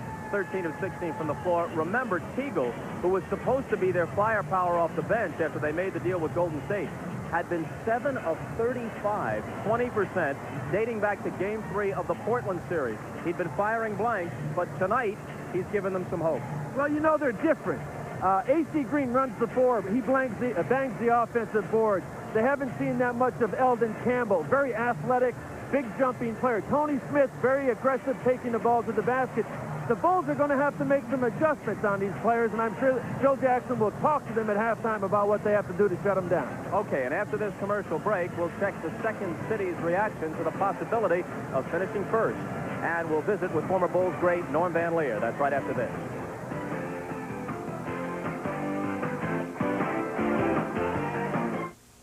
All right, guys, looks like a good time to go over the signs again. This is a bunt, this is a hit run, this is a steal, this is a hit sign. But none of that counts until after I do this. So, if I do this, what does that mean? Some things can be very complicated. Life insurance shouldn't be one of them. So at the Prudential, our agents take the time to explain things. Let's go over that one more time. Your piece of the rock. We won't let you get it until you've got it. For the first time ever, it's the Lakers versus the Bulls. It's Magic versus Michael. It's the NBA World Championship video. To order your copy, call 1-800-626-1300. That's 1-800-626-1300 for the official NBA World Championship video.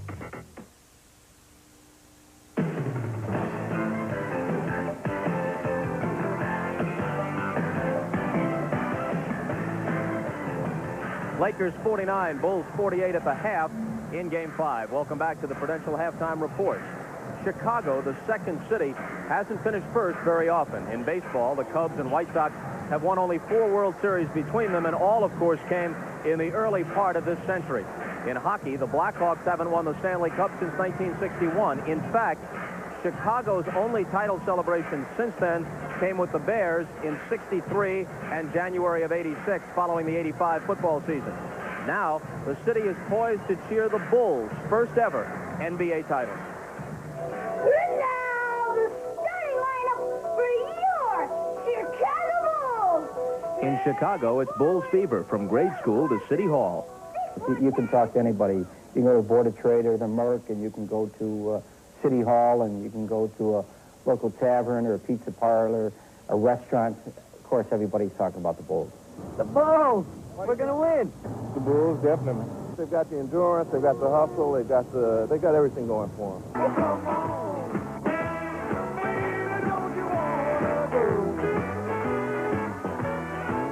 Back to that same old way. Sweet home, Chicago. With the Bulls making their first trip to the NBA Finals, the city has been transformed. At police stations around town, there's been a drop in emergency 911 calls when the Bulls are playing. It was quieter. It's about as you had a game every day, all day. Probably won't be no crime, maybe.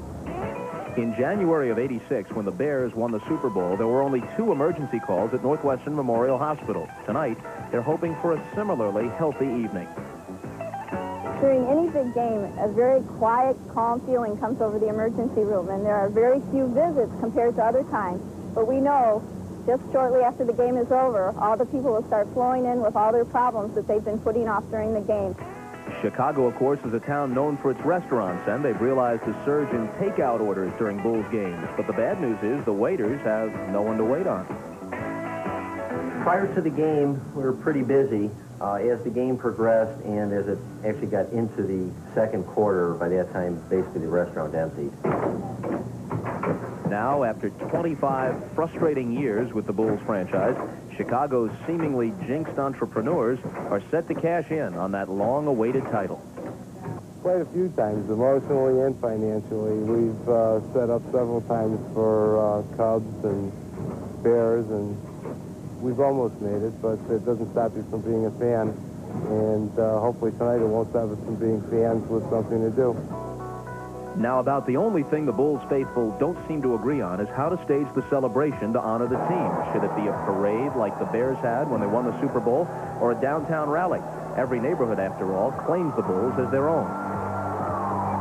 Well, we've been working very closely with Jerry Rangsdorf and Bill Wirtz and the entire Bulls management about a rally, and once successful tonight, we'll announce it immediately to the press and to the people in the city.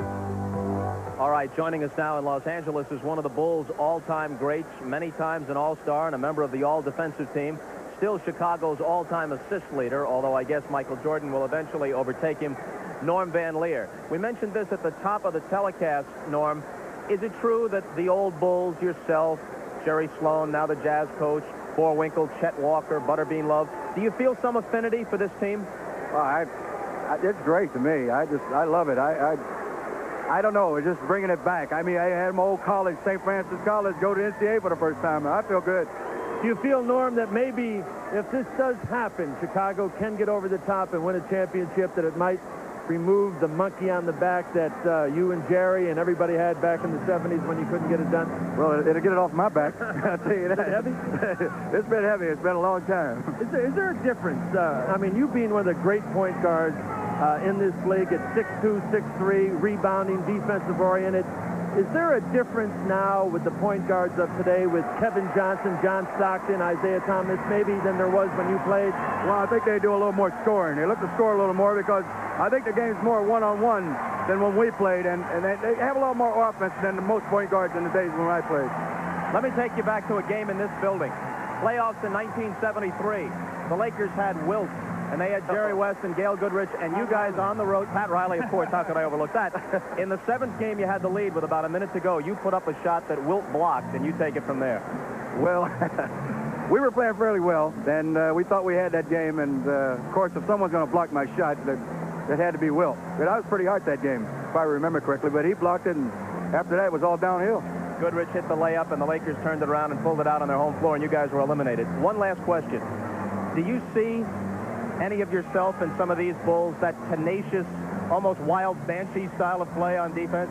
Well, somewhat. I probably saw a little more in Detroit than I do the Bulls. The Bulls really play a good team, defense trapping, things like that, but it's tough. You know, one last thing. Everybody has tried to stop Michael Jordan. How would you do it? Well, I probably fall out doing what I do, but I'll take a lot more charges. Our thanks to Norm Van Leer, and perhaps Pat Riley and I will see you on the post-game show, if in fact this is the night for the Bulls. In any case, we'll send it back courtside to Marv Albert and Mike Fratello after these messages and a word from your local stations. It's the Lakers by 1.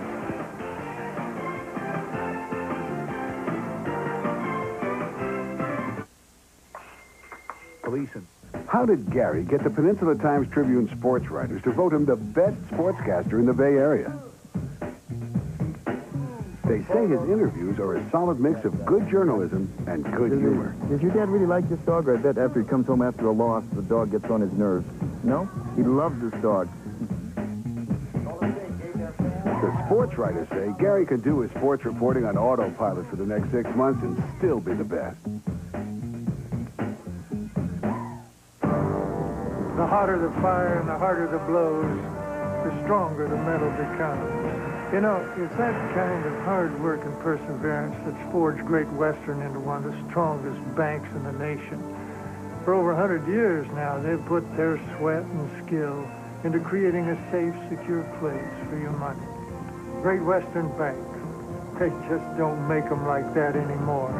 No wonder they can say, we'll always be there. Excuse me. This is unbelievable, but you are my husband's exact size. Maybe you could try this on. Hi. You've got the same build as my brother Ralph. I'm not sure. I don't know. For Father's Day, you'll find one of the largest collections of sportswear at Macy's. Excuse me.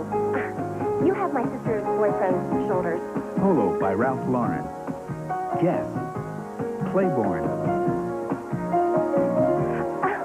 My third cousin Ronald from my mother's side. He has a little bit of a tire around the center, but hi. You'll also find a complete selection of our exclusive sportswear. Classic Club Room. Rugged Thornton Bay. International Concept. Could you all turn around, please? At Macy's, there's a special gift for Dad and every man in your life. The magic of Macy's. We're a part of your life. The Gold Country, Sunday at 6 on Back Road. Halftime of the Forum, Lakers by 1 over the Bulls. And Mike, this is the first time that we've seen this level of emotion from... Happy birthday! What 35 years old today. God bless you. Diane, I'm so glad that someone recognizes what a hokey It trick. was a surprise for you. Have a good time, guys. I didn't quite feel the effect of that. I'm sitting next to such a celebrity. Everyone in Hollywood knows happy birthday from everyone. What a setup. But I didn't quite get the right effect from that. Listen, back to business. Let's talk about the Lakers. Yes, They've the got level to of emotion, as we were saying. Got to be happy. Out-rebounded the Bulls, forced 12 turnovers, and got them shooting 44%. The aggression is there. And the turnovers for both clubs at 12 apiece, a high number for the Chicago Bulls. We'll be right back. This is how the roomy new Cutlass Supreme SL looks after traveling 300 highway miles on just 10 gallons of gas. And this is how Honda Accord looks after the same challenge. Well, if it hadn't run out of gas 20 miles back, you'd see that it's smaller and it's blue. And next trip, Dad, it's yours. Who says you can't get great gas mileage in a roomy, comfortable car? Cutlass Supreme is one car that does it all and does it right. This is a new generation of old.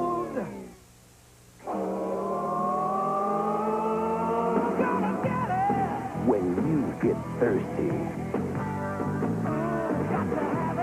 there's one thing everybody's got to have. Because deep down, we all want the same thing. The cool, crisp taste, the fluids, minerals, and energy of Gatorade. Gatorade Thirst Quencher.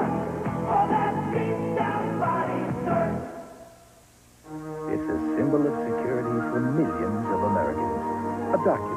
protects your rights in all 50 states. And an inspiration for all who honor it. It's the Goodyear Promise, available only with Goodyear Certified Auto Service. It includes a nationwide warranty that promises we'll fix your car right or fix it again free at 2,700 locations nationwide. Good tires, good service, good people, Goodyear. It's an all-new Tonight Show starring Johnny Carson with filmmaker Robert Townsend. Then just keep that TV on for Dave's Show and comedian David Steinberg.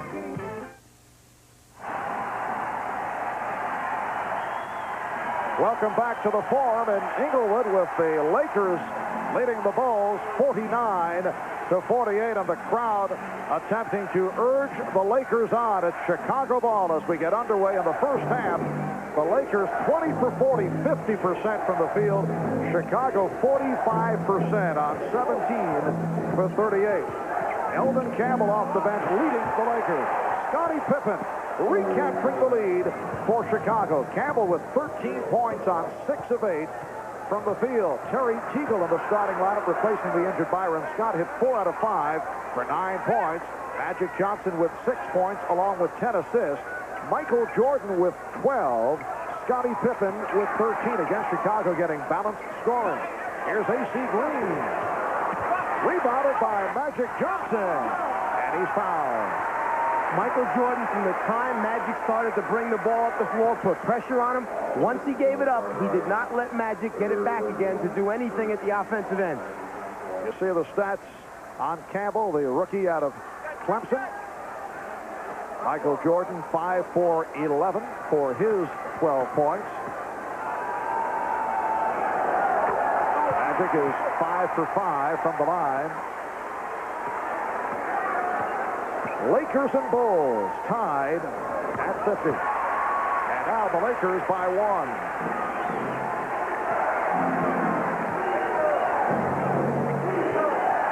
Marv Albert, Mike Fratello, Ahmad Rashad, and Steve Jones from the Forum in Inglewood. Here's Cartwright. Bill Cartwright with 6 points. Got off to a slow start. Missed his first 5 field goal attempts, but he's come on. Chicago with a 1-point lead. Jordan with the steal. Pippen moving on Green.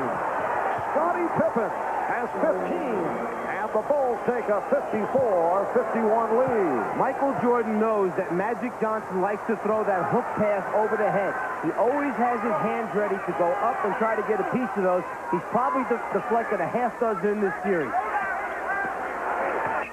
Teagle with a wild shot. And as you have mentioned, a typical Terry Teagle shot. If you're coaching Terry Teagle, you live and die by the Teagle jumper. Paxson, yes. John Paxson has hit on 3 of 3. The Bulls open strong in this third quarter. They now lead by 5. Crowd wanted a foul on Jordan. Magic with the spin. The bucket. Chicago's lead is 3. Game 5 of the NBA Championship Series. Lakers hoping to extend to a Game 6 on Friday night. Bulls try to wrap it. Here's Green. So the Lakers move within 1. A.C. Green just made a 4-point swing right there because Michael Jordan had a wide-open layup on a backdoor move, but A.C. got a piece of the ball with his hands on defense and converted at the offensive end. Jordan had it knocked away by Perkins. A.C. Green from Magic. So the Lakers going to the run take a 1-point lead. Again, the aggressive defense forcing some mistakes, getting some easy scores as a result. Cartwright. Yes. Bill Cartwright. The Bulls 58 and the Lakers 57. Cartwright has hit his last 4. Magic for 3. Yes.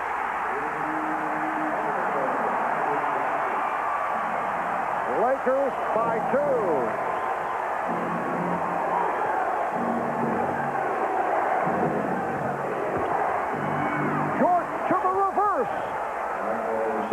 Teagle able to answer. And Magic looking to push it down court. Here's Green, stripped by Jordan. Pippen with Perkins back.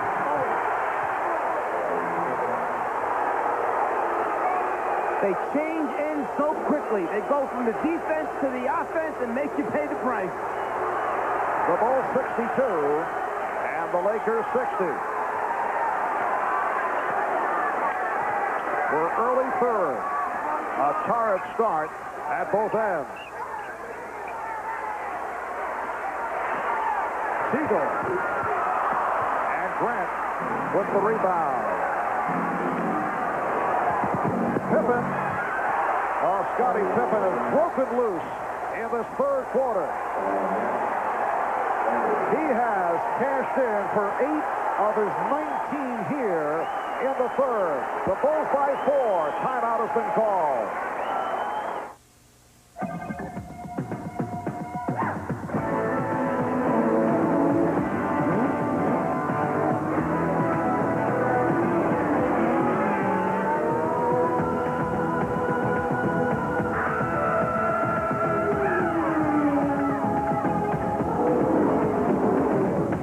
Where there's smoke, there's fire.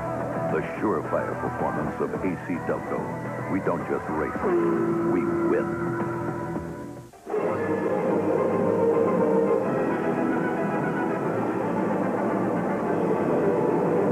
Kevin Costner is Robin Hood, Prince of Thieves. Rated PG-13. Starts Friday, June 14th.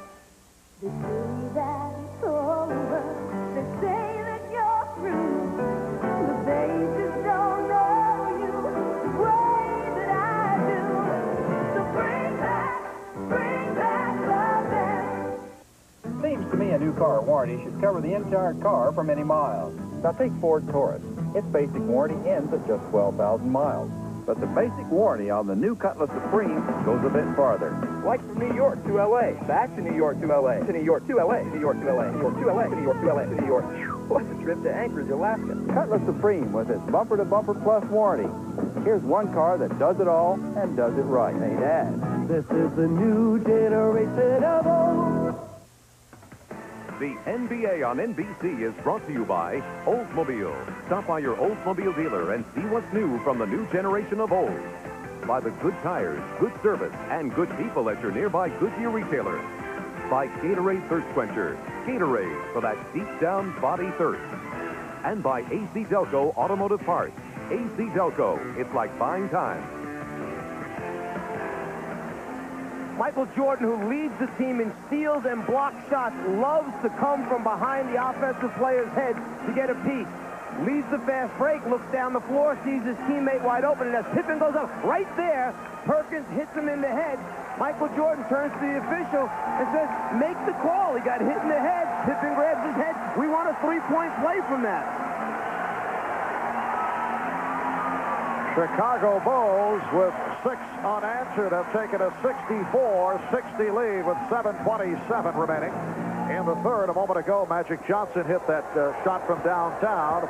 L.A. 0 for 15 from three-point range prior to the three-pointer by Magic. They had not hit one since Game 2. Magic's last three-point field goal, Game 1. Teagle wide open. Perhaps too open. The last 2 shots that went in and came out, that one was a wide open look, and it was the worst miss.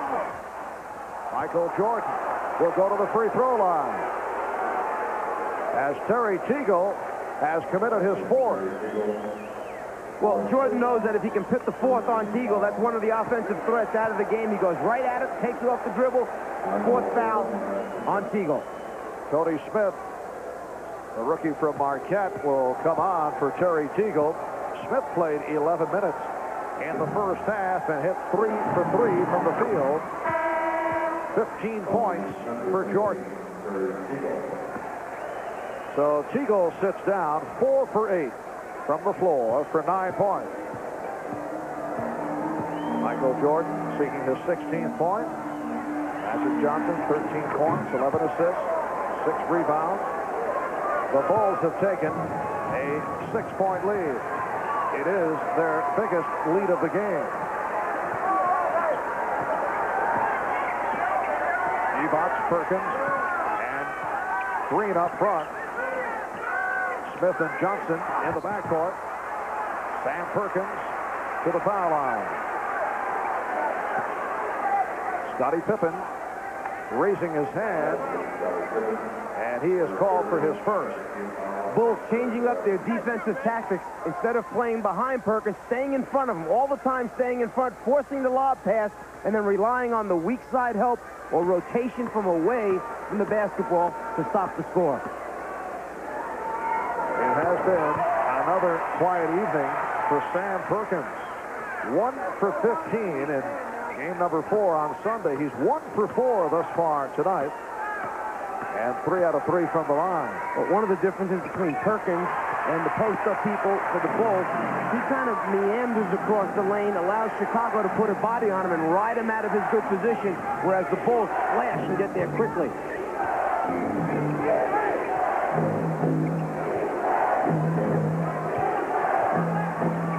Jordan, yes. 18 for Jordan. The Bulls by 6. Phil Jackson contending that Tony Smith stepped out of bounds off that dribble move. Magic off the double team, lost it. And here comes Pippen. The reverse slam by Pippen, who has destroyed the Lakers here in the third quarter.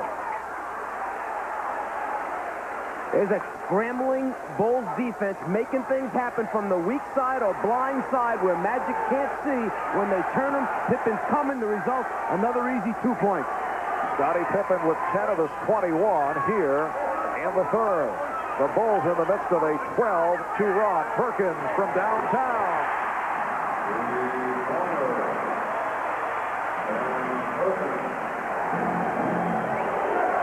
(70-65) Chicago. You can see the Bulls on fire.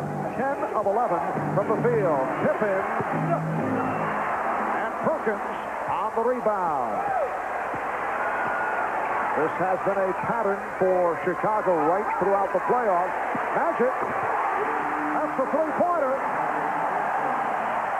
And the Lakers within 2 as they've gone to the long-range bomb, looking to counter the hot Chicago shooting. Each game of this series, Chicago has had 1 or 2 stretches where they have been on fire. They are in the midst of it here. Paxson makes it 4 out of 4. And again, just when the Lakers get it going, just when the crowd gets into it, they answer. Magic again trying for the 3. 4-point Chicago lead. Crowd looking for the travel.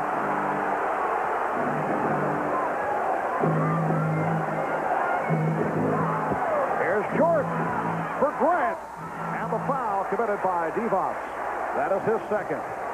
Well, the Lakers knew they were in trouble when it was Michael Jordan on the sideline being played by Vlade Divac. Immediately, the Lakers sent another guy over to double team and help out. As Magic comes, Michael decides, I'm going to get away from him, go down to the baseline where I feel real comfortable, always looking for his open teammates in the middle of the lane.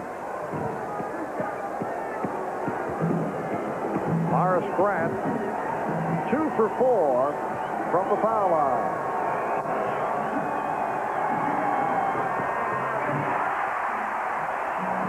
Four minutes, 24 seconds remaining in this third quarter. Did you know that Horace and Harvey Grant are, with Tom and Dick Van Arsdale, the only twins ever to have played in the NBA? That's my fact for the night. Yes, I knew that. Just checking. You know, I thought we were attacked by a crazed fan. It will be. Laker ball. You know, I thought we were attacked by a crazed fan at halftime, and by golly, I think we were. We were attacked by a crazed, you're right. Chicago by 5 as we come up on 4 minutes remaining in this third quarter. Divac, he went to the crossover dribble. Perkins. Chicago looking for the clean block, but a foul called. Let's go back a moment ago and take a look whether or not there was a deflection on that pass by Vlade Divac as he looked cross court. The ball sailing over everyone's head. No one touched the basketball. A gift for the Lakers. Bill Cartwright was called for the foul. That's 4 on Cartwright. Sam Perkins, 4 for 4 from the foul line. 82% from the line over the regular season. And only 68% in this series going into tonight's game.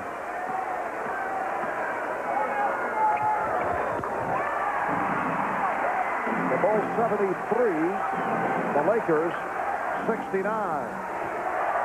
It is all on the line for the Lakers. The Bulls win, it is all over. If the Lakers can win, it goes back to Chicago for a Game 6 on Friday night. Smith nearly picked it off. Jordan with the shot clock rolling down.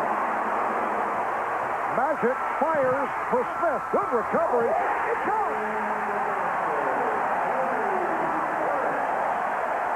Tony Smith with the field goal and the foul called on Pippen. Michael Jordan hasn't taken many bad shots in this series, but this one, with a couple defenders hanging on him, leads to the easy score and potential three-point play. Magic Johnson reacting to the good effort by Tony Smith.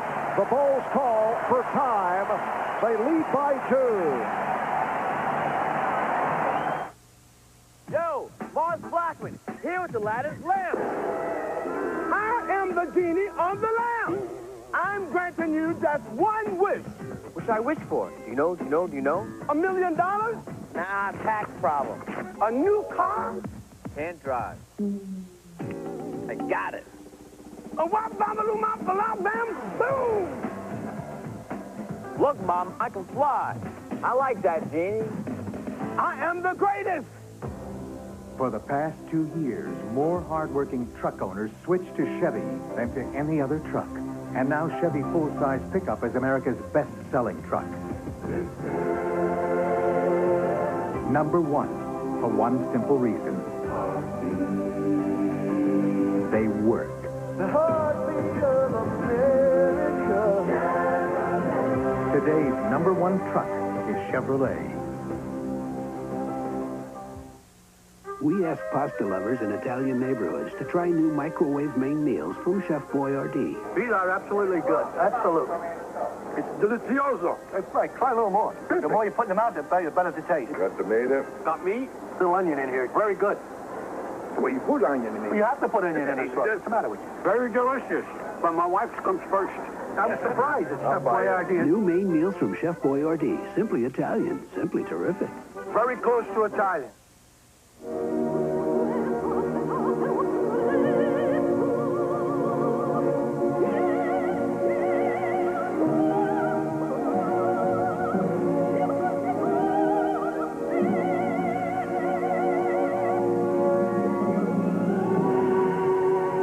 Just a reminder, proper maintenance with AC Delco parts can significantly reduce premature wrinkles. AC Delco, it's like buying time. Miller Genuine Draft presents number 1 draft choices.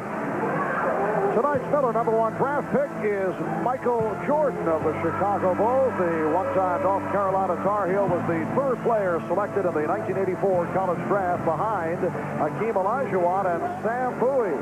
As a freshman, Michael led the Tar Heels to the national championship over Georgetown by hitting the winning shot. And as a Chicago Bull, Jordan was Rookie of the Year in 1985, and since then he's been the most valuable player 2 times. He's won 5 straight scoring titles. A reminder, at the end of tonight's telecast, we'll select the Miller Genuine Draft Player of the game. 3:35 remaining in the 3rd quarter.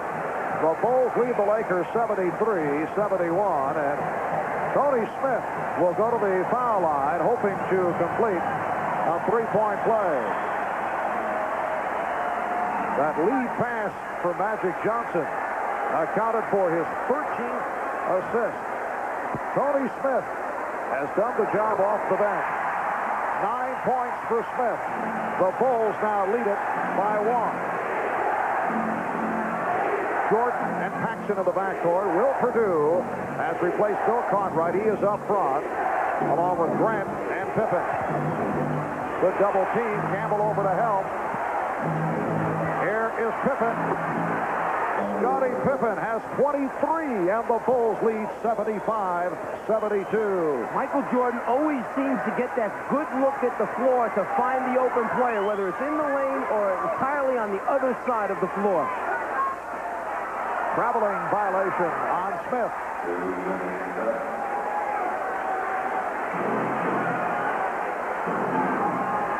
If you double team Jordan, it's got to be tight. You have to come big. You can't let him look across the floor, sideline to sideline. Scottie Pippen, 23 points, 5 steals, 6 rebounds. He's led the Chicago Surge here in the third. Paxson lost the grip. Lakers look to break. And a traveling violation called on Magic Johnson. When it's going bad, the most unlikely things happen. Magic with a wide-open fast break situation. The ball just doesn't come up. As a result, the carry, turnover. Magic looking at those hands saying, don't fail me now. Bulls back in possession, leading by 3. And a reach-in foul on Smith. It's a non-shooting foul for Smith, his second.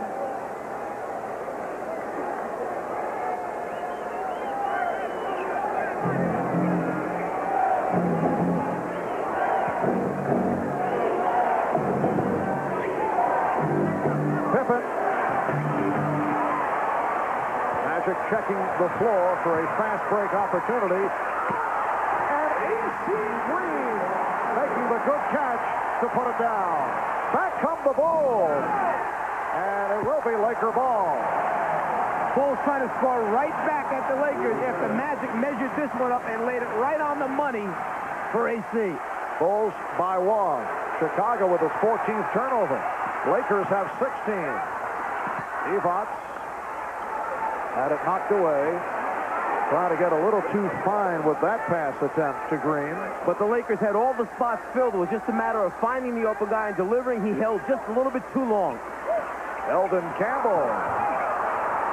Looked like he changed his mind on the way up. Pippen on the acceleration. Stopped by Campbell. It will be Laker ball. And that's all you ask of players. If you know you take a bad shot or if you know you make a mistake, don't hang your head. Just go get it back for us at the other end. Exactly what Campbell did with the block shot. Campbell, an excellent shot blocker. Led the ACC in block shots last season. Lakers cough it up. 1:27 remaining. In the third, the Bulls 75 and the Lakers 74.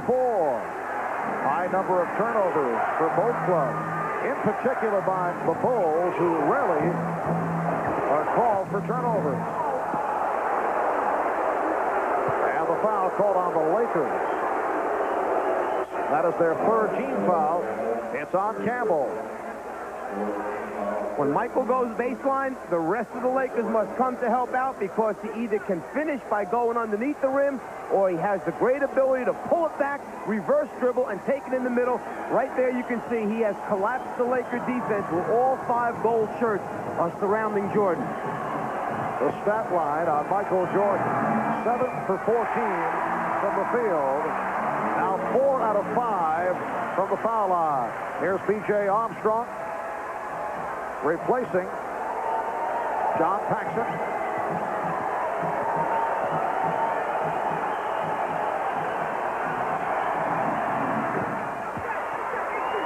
So the Bulls lead at 76-74. Lonnie Divac helping out.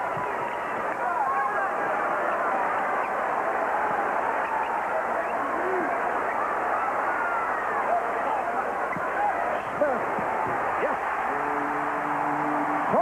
Smith, 5 for 5 from the field, and the game is tied at 76. And there's that weak side attack as Jordan takes the lob off the back pick play and slams it down.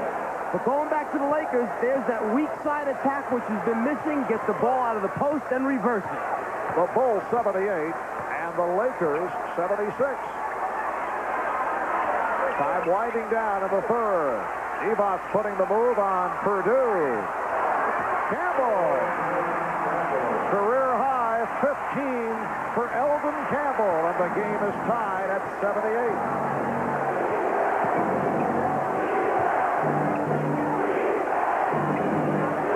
Pippen played by Green. 20 seconds to go in the quarter. Here's Jordan. Oh, what a move by Michael Jordan. Going to the left hand and able to squeeze through to give the Bulls a 2-point lead. Down to 10 seconds remaining in the quarter. Magic. Right there. Dumps it off. And Campbell ties it at 80. Final seconds. Pippen gets it off. Looking to draw the foul. No call. After 3. At the 4. The Bulls and the Lakers are tied at 80. Scottie Pippen with the lead for Michael Jordan. The Lakers able to come right back. Gorgeous move by Jordan with the left hand. We'll be back after these messages and a word from your local station. Now through July 7th, Chevrolet is offering cash on every new minivan in America. Every one. Just test drive a Lumina APV, and if you buy someone else's, we'll give you $50. Buy ours, we'll give you $1,000 cash. Plus modular seating, rust-proof, ding-resistant body panels, and one of the best rides on the road. Buy theirs, we'll give you $50. Buy ours, you get $1,000. The choice is yours. That's Dave Chevrolet. That's just the way it is. Some things will never change. That's just the way it is. That's just the way it is.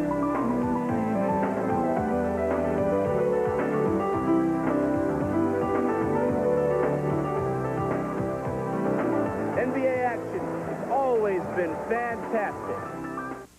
This is the NBC Television Network.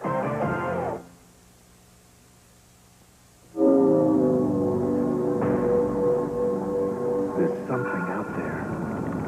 It started in the streets, and nothing's gonna stop it. Serious shoes made for a serious surface. Blacktop, and Foot Locker's got them in a big way. The new Blacktop series from Reebok. The first shoes built for the outside game. At Foot Locker, where it all begins. You're the top. You're the Coliseum. You're the cop. You're the Louvre Museum. You're the best in beer. That fact is clearly dropped. You're number one. Second to none. You're the top. Heineken, America's #1 imported beer. Amstel Light, America's #1 imported light You're beer. a cut above. The taste we love each drop. You're the best of both worlds. You're the top. Join me for New Center 4 at 10 on Coffee TV. This copyrighted telecast of the National Basketball Association may not be retransmitted, reproduced, or rebroadcast without the express written consent of the NBA. For the Los Angeles Lakers, the season has come down to this fourth quarter, looking to stay alive, looking to make the return to Chicago. We're tied at 80 as we head to the fourth. Michael Jordan, who's so good with the basketball that you want to keep it out of his hands. Tony Smith anticipates, guesses that Jordan's coming to the ball. Instead, Jordan goes backdoor, catches the lob pass for the score. Deny, nope, change direction, move without it, finish the play. Both clubs shot exceptionally well in the third quarter. They're both 31 for 59 overall for the game at 53% shooting. Smith whipping it.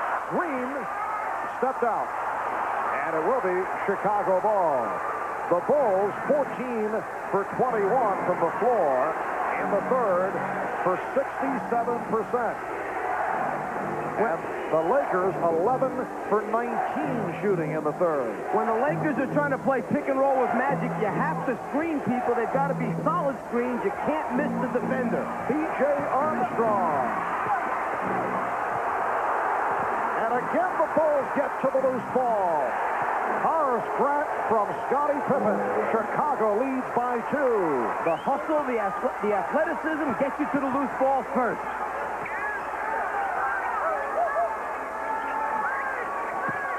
Purdue stepping out, and he was called for the foul. Good play initially by Will Purdue, but then he was hit with the reach-in. A moment ago, Smith firing underneath the AC. AC just not able to control. Here's Magic. And Purdue picks it up as Eldon Campbell hit the deck. He'll go to the foul line. Eldon Campbell grew up down the street from the Forum in Inglewood.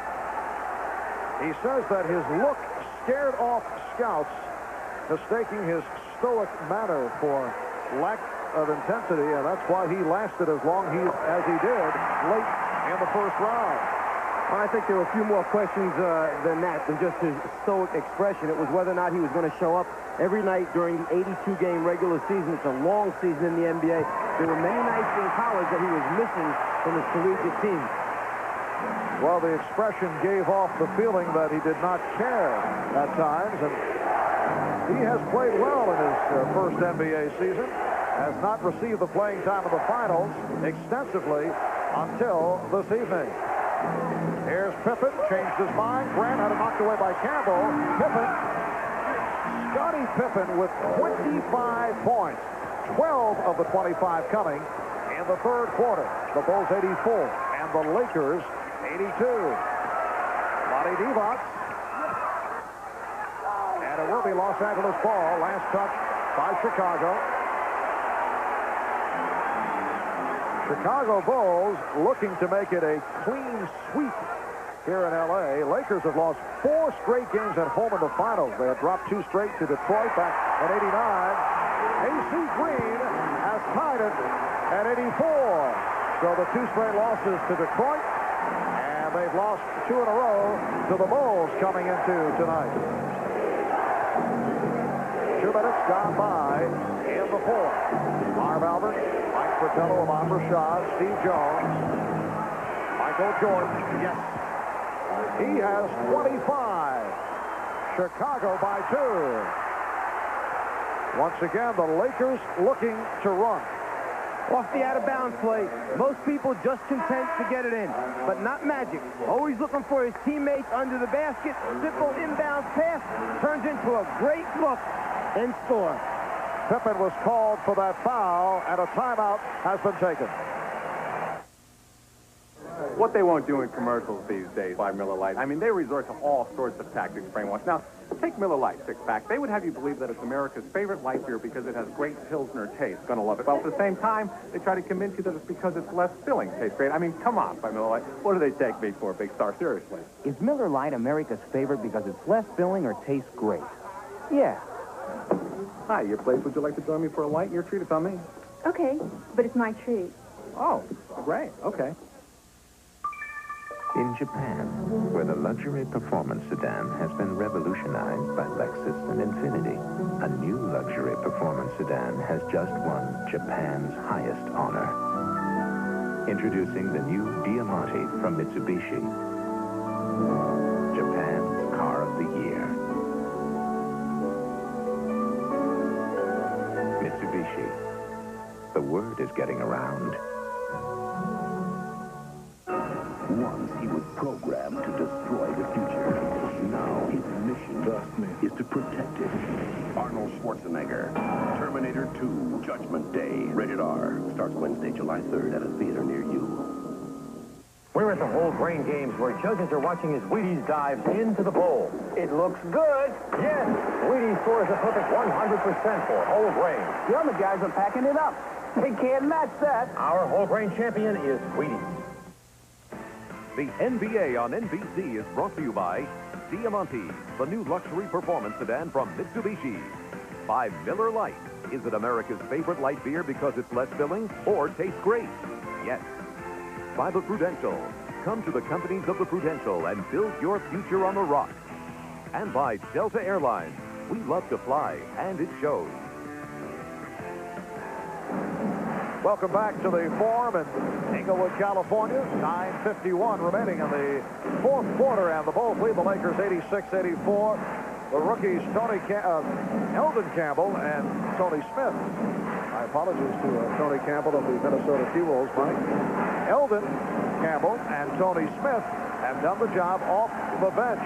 Eldon 8 for 11 from the field, and Tony Smith 5 for 5.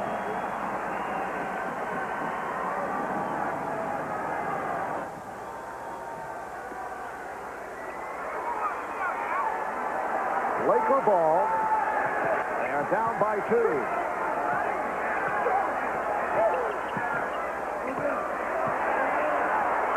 Here's Perkins. The game is tied at 86. And Will Perdue that time gave Perkins a little too much space to turn and see the basket instead of having that body up against him tight.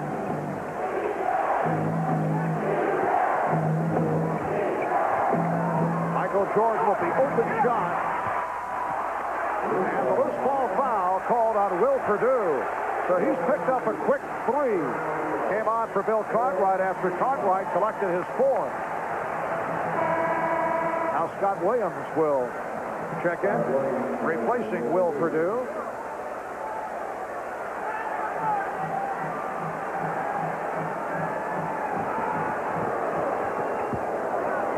Chicago Bulls looking to win their first ever NBA championship.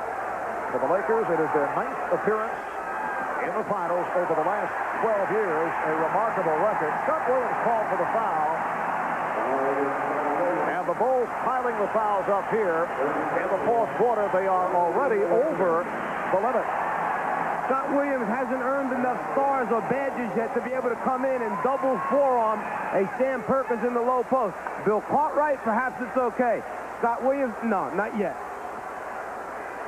Perkins 5 for 6 from the free throw line. 13 points for Sam Perkins. The Lakers lead by 1. Biggest lead of the game. A margin of 8. Bulls led 70-62. Earlier, Lakers led by as many as 5. They now lead by 2. Armstrong and Jordan in the backcourt. Pippen, Williams, and Grant up front. Traveling violation. So many small things add up in a championship series. If you go back to Game 3, the overtime loss for the Lakers, they shoot only 64% from the foul line, miss 9 free throws, and lose in overtime. They're shooting over 85% today. They were an 80% free throw shooting team for the regular season. This could be a 2-2 series very easily. And the call against Perkins is steps. A host of turnovers committed at both ends. Lakers with 19, the Bulls with 15. Perkins just changing feet as he tries to make his offensive move, the travel.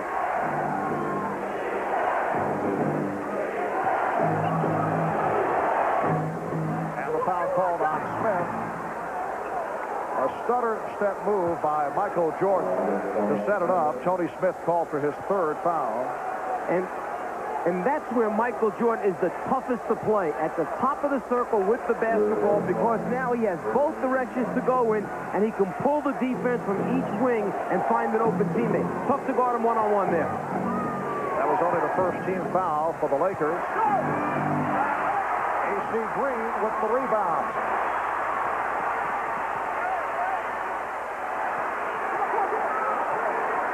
Magic backing Jordan. Perkins for 3. Rebound, Magic. and he keeps it alive.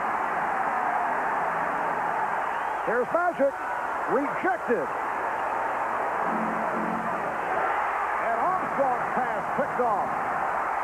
Smith's pass picked off by Armstrong. 2-on-1. Pippen, fouled by Perkins.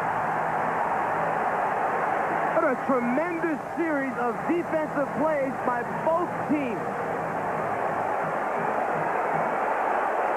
They're going to award the ball out of bounds. The interpretation on that, there are 2 degrees of flagrant foul. The A degree means that you're really not playing the basketball and trying to stop the shot, that you're playing the person. That means you shoot the free throws and get it out on the side. The second level of flagrant foul, the B interpretation, could mean an ejection if you're trying to hurt someone. So it is flagrant foul A that is indicated. Pippen gets the 2, and then Chicago receives possession. And Mike Dunleavy, right there, talking to Jake O'Donnell, saying, you know, in his opinion, he was trying to block the shot, not just playing the player's body.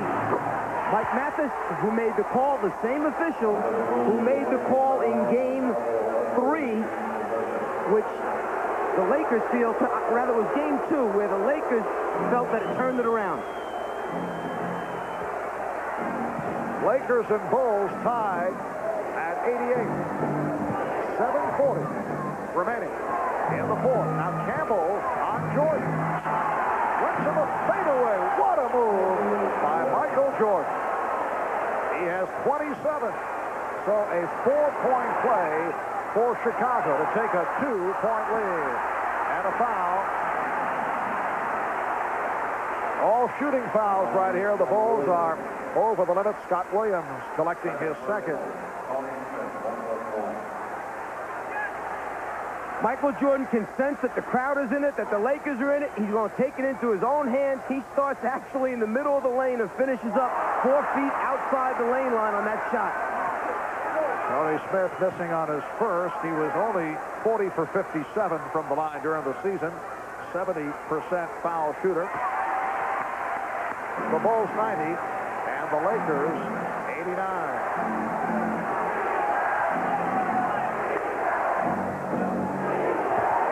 Grant picking off Smith, allowing the jumper by Jordan. Rebounded by Magic.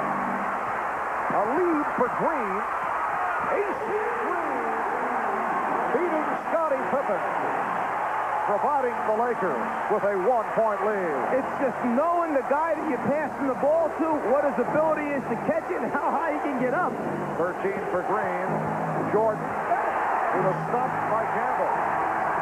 Excellent play by Elgin Campbell. It will be Laker ball. Timeout has been called by Chicago.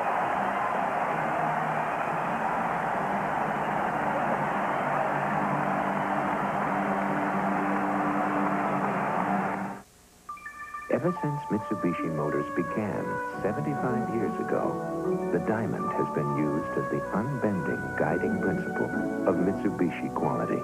The name Mitsubishi means 3 diamonds.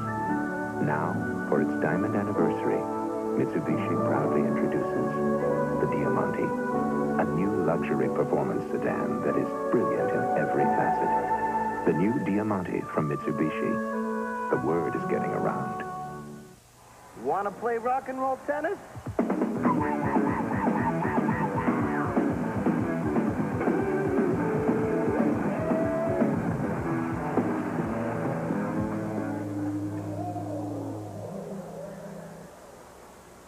Oh.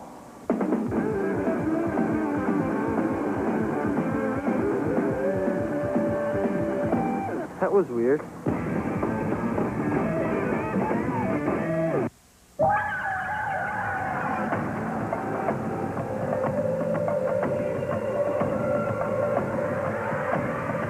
This is it. There's only one light beer with the big taste of Miller Genuine Draft. Cold filtered Genuine Draft Light. Yeah, we're gonna need some help up here, over. Discover Genuine Draft Light.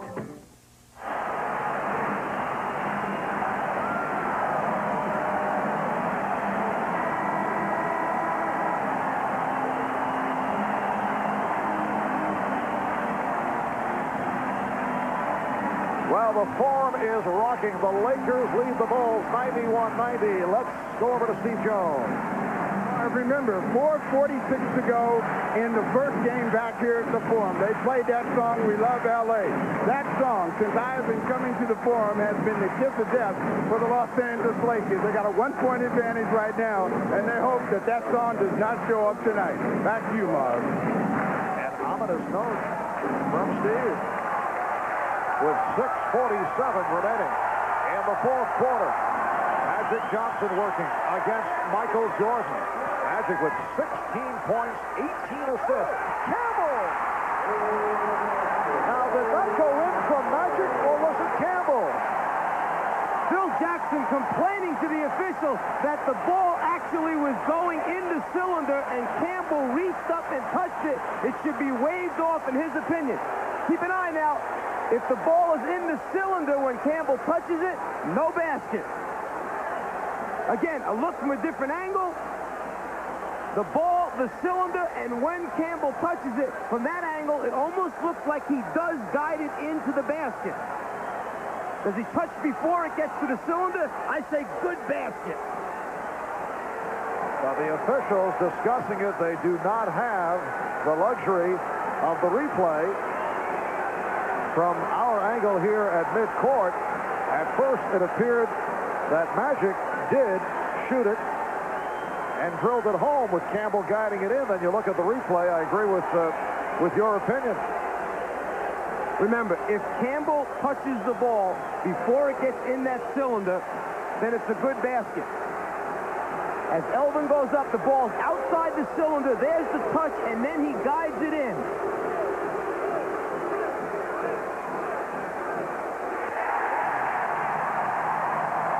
The indication that the basket does count. Such a tough call because they are checking the memory bank. So the basket counts and the foul called on Livingston. Elvin Campbell to the line. He's 3 for 3 from the line. Lakers 93, the Bulls 96. Remaining in the fourth quarter. Paxson and Jordan now in the backcourt. Pippen, Cartwright, and Livingston up front. Trying to get Jordan in the isolation on the left side of the floor. The other 4 Bulls on the right side. Pippen with the open shot for 3. Scottie Pippen has tied it. 30 points for Scottie Pippen. He had 12 in the third to lead the Bulls. Magic's pass deflected and picked off by Livingston. Those are the great hands of the Bulls, always up anticipating Magic's over-the-head hook pass. Green over to help. Shot clock at 6. Cartwright. Yep. Oh, what a play by Pippen to keep it alive. And Perkins just jumped a little too soon. He mistimed his jump. He was on the way down while Pippen was on the way up. Shot clock at 10. Game tied at 93. Paxson with the open shot. And back come the Lakers. Magic fires off the dribble to Smith. Jordan batting it away. Jordan tied up by Campbell. Jordan claiming that he was calling for a timeout. And he got the call. Jake O'Donnell at first not able to really understand what Jordan was doing down there. When Jordan jumped up and said, that was a timeout I was calling, Jake said, you're right, you had the possession, and I'll recognize that before the jump ball took place. The scramble for the ball, right there, possession, timeout, good call.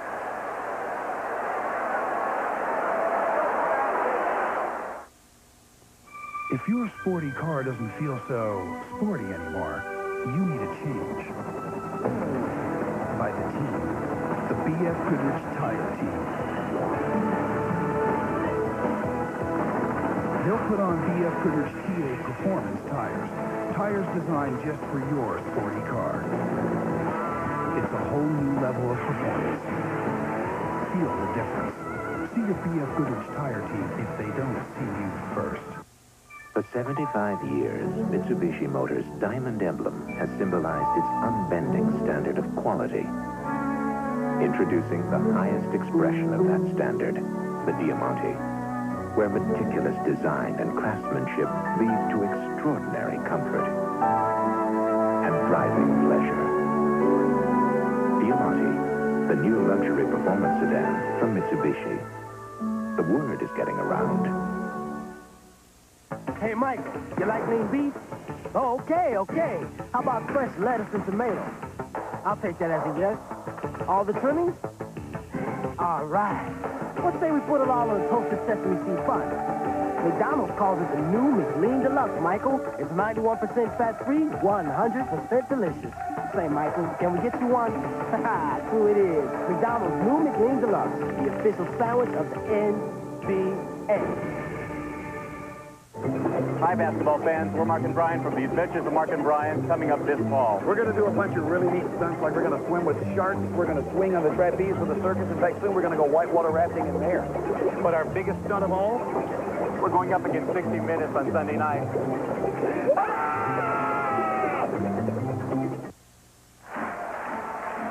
The Bulls and the Lakers each have 3 full timeouts. They each have a 20. The Bulls have been over the foul limit since early this fourth quarter. Lakers have 2 fouls to give. 5:08 remaining in the fourth. It is Game 5 of the best of 7 NBA Championship Series. Lakers trailing 3 games to 1, hoping to bring this series back to Chicago for a Game 6 on Friday night. Magic and Michael have gone the distance. Neither has sat down. Pippen, who has had a sensational game, leading the way with 30 points. Shot clock out of 2. Pippen has to force it.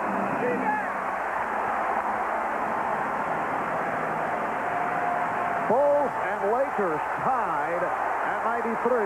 The rookie Tony Smith out of Marquette, the rookie Eldon Campbell out of Clemson have come up big here this evening. Smith off a double team. Perkins, shot clock at 2.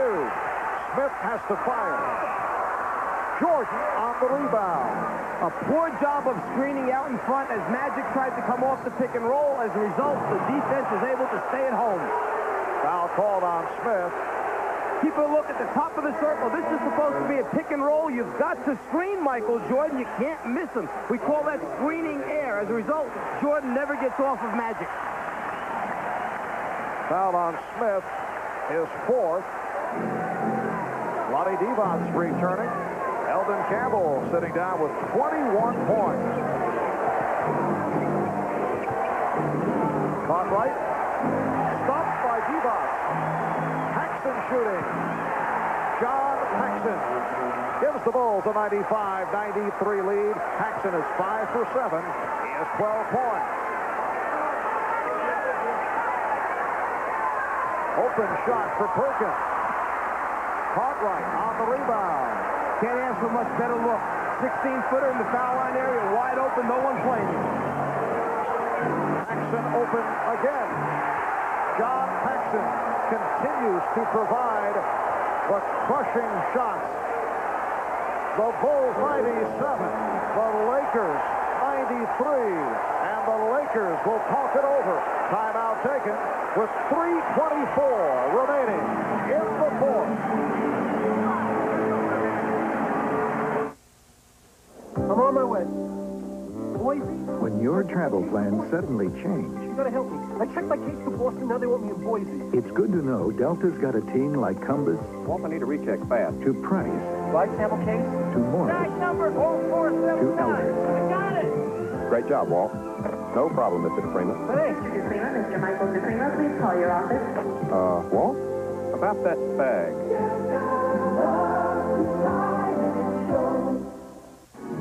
Rock and roll. Everybody pray!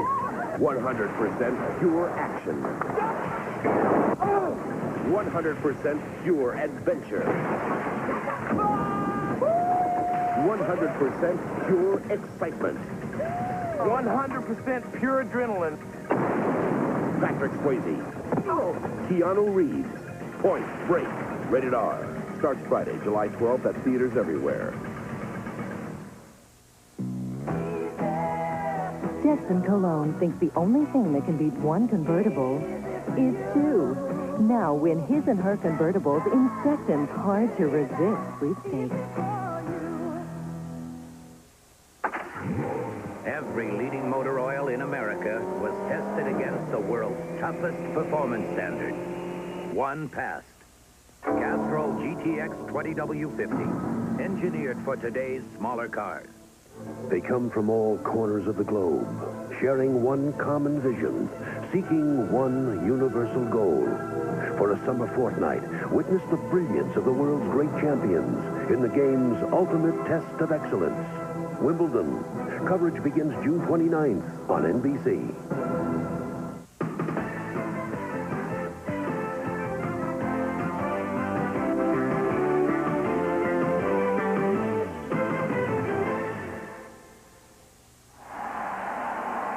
John Paxson has drilled two more clutch jump shots, providing the Bulls with a 97-93 lead. John, in his 8th year out of Notre Dame, spent 2 seasons with San Antonio. This is 6th year with Chicago. His older brother Jim, a standout player over 11 years with Portland and Boston. Their dad played in the NBA in the late 50s.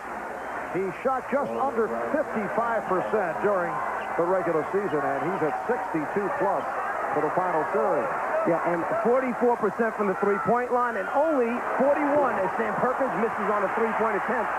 Only 41 free throws taken this year. And here's Paxson. 6 consecutive for John Paxson. And the Bulls lead 99-93, just under 3 minutes remaining in the fourth quarter. The point I'm trying to make, only 41 free throws, is that this guy doesn't shoot a high percentage because he's a driver, slasher. He's a pull-up jump shooter. Perkins. The Perkins to the driving hook. And the Bulls now lead 99-95.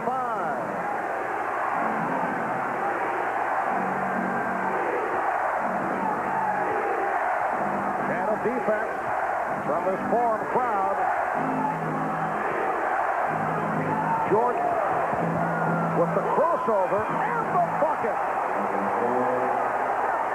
He goes wherever he wants to on the basketball floor. That's how good he is. 29 for Michael Jordan. The Bulls lead by 6 as they gun for their first ever NBA championship. And the foul call on the Bulls. It's on Paxson. One of the few layup opportunities for Paxson is the fast break situation. When he gets out in front, they're going to give it to him. Jordan against the double team, the triple team, the rotating defense, the pump fake, the rotation, still finds a way to score. Sam Perkins 7 for 8 from the free throw line. This is a game that has been close throughout at one stretch.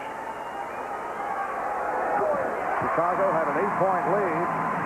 The Bulls led by as many as 5. And the Bulls have a 5-point advantage.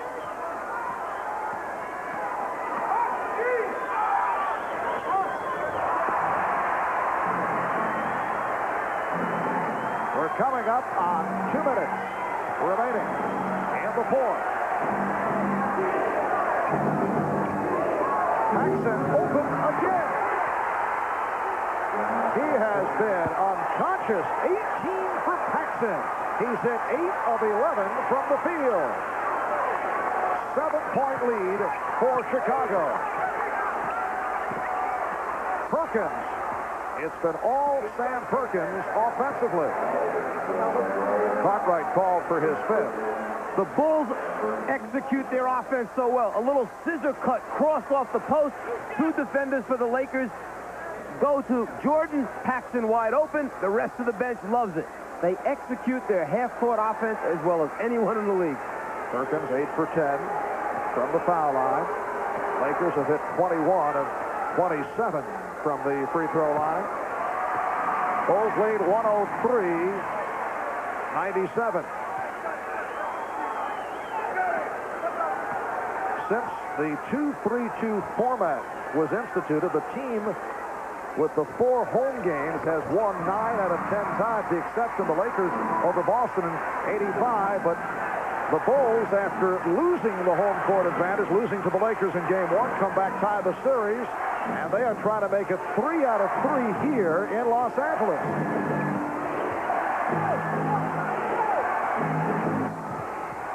Holding foul, says Jake O'Donnell. It went in, but will not count.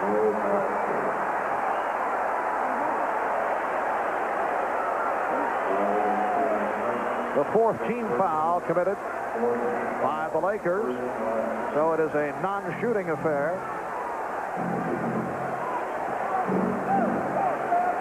Jordan being played by Smith. And that's a traveling violation. Michael Jordan has been called for steps a couple of times this evening. It'll be Laker ball, but first a timeout taken with 1:25 remaining in the 4th quarter. The Bulls 103, the Lakers 98. We'll be back in a moment.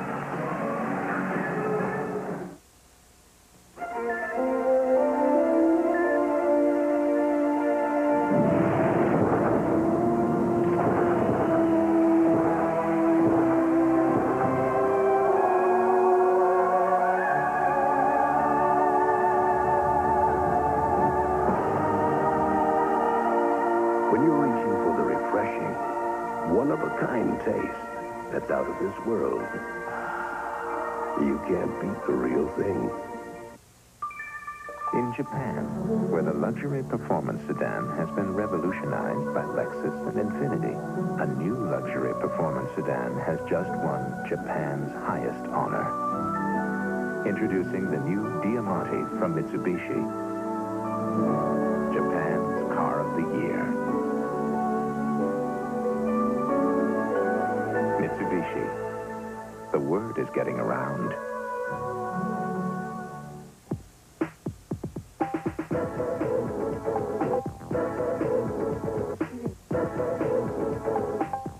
Without any type of education, you just can't go anywhere in life.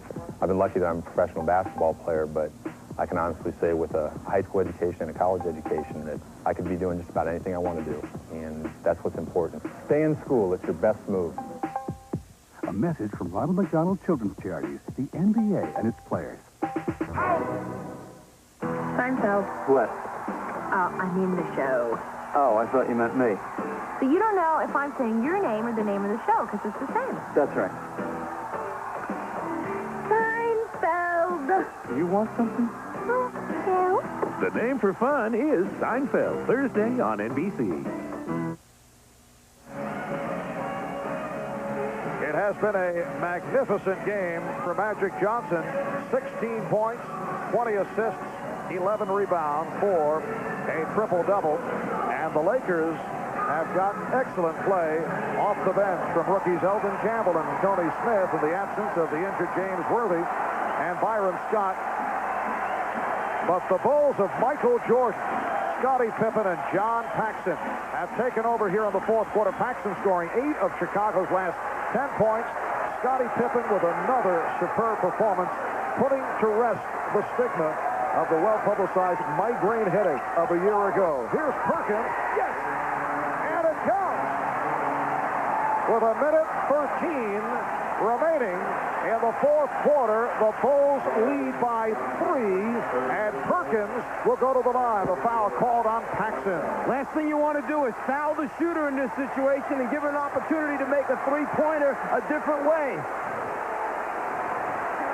Perkins, 10 for 12 from the line. He has 21 points. He has been the focal point of the Laker offense down the stretch. It is a 2-point lead for Chicago. The Bulls looking for their first ever NBA championship. The Lakers desperately trying to bring it back to Chicago for a Game 6. Paxson, yes! John Paxson again! And the Bulls lead 105-101. Lakers, incidentally, have 1 and a 20 in the timeout category. 1 full and a 20. Lakers have 3 full and a 20. Perkins drawing the double team. Magic also gets double coverage. Perkins for three. And Pippen rebounds. Timeout called. Jay Giordano indicating that Chicago successfully called for the timeout. As has happened so many times, when Michael Jordan is in trouble and he starts to elevate or finishes a move, he turns and looks to find Paxson, who he knows has the ability to be in the right spot at the right time. And then the bottom line is, do you knock the shot out? Well, he certainly has tonight. John Paxson accounting for 10 of the last 12 Bulls points. He's 9 for 12 overall for 20 points. Imagine the headache trying to play this team when you have guys that can put streaks together like this. Earlier in the game, it was Pippen who went on a run. Now it's Paxson, 10 out of 12. And then all the time, you have the presence of Jordan on the floor, who can score basically whenever he wants to. 32 seconds remaining in this fourth quarter. The Bulls leading the Lakers 105-101. And when they pick it up following the timeout, they have 22 on the 24-second clock. Yeah, at this point now, the Lakers have to extend their defense, go after the basketball with some type of trap rotation, try to force a turnover, and then obviously you can't let them run the clock down, so you need to take a foul, and you don't want them to run most of those 22 seconds off. If you're going to foul, do it sooner than later so you get the ball back. The rap against the Chicago Bulls coming into the playoffs. The large question mark involved, could the supporting cast step up? Could they properly complement the combination of Michael Jordan and Scottie Pippen? Well, the answer, a resounding yes. They have received big numbers from the likes of John Paxson and Horace Grant. Bill Cartwright has done it. The bench has come through. If you're going to foul somebody, you would like the ball to go into Cartwright's hands, who only shot 69% for the regular season. Grant only 71, and Pippen 70. The next Laker foul puts them over the limit, which means the Bulls go to the line. Lakers have been over the limit throughout this fourth quarter. John Paxson for the series is 32 for 49 for 65% shooting in the NBA Championship Series. Green trying to foul Paxson, got the wraps on him, did not get the call, and now the whistle. They got the ball into the hands of one of their best free throw shooters, 84% shooter from the foul line. Paxson controlled it. The Lakers tried to take the foul immediately. He just dribbled away from it, used up some more time off the clock before eventually getting it over to Pippen where the foul took place. And Pippen is a 70% free throw shooter. Not a bad choice from the Laker point of view. Tony Smith called for the foul. Scottie Pippen is 9 for 10 from the line, and Smith has fouled out. Terrific performance by the rookie from Marquette. 5 out of 6 for 12 points. The Chicago Bulls went 61-21 during the regular season. Best record in the history of the franchise. Only the 9th team in NBA history to win 60 games in a season. They have swept through the playoffs. Beat the Knicks 3 in a row. Won the first game by 41 points. Knocked off the Sixers in 5. Defeated Detroit in a 4-game sweep. This their first ever trip to the final in their 25-year history. And they are now 24 and 7/10 seconds away from a championship. They lead by 6. Divac from three-point land. Michael Jordan gets to it. As we come up on 10 seconds remaining, he's fouled by Green. And the Bulls beginning to celebrate. 11 and 4/10 seconds remaining. The Chicago Bulls on the verge of taking 3 out of 3 from the Lakers in Los Angeles.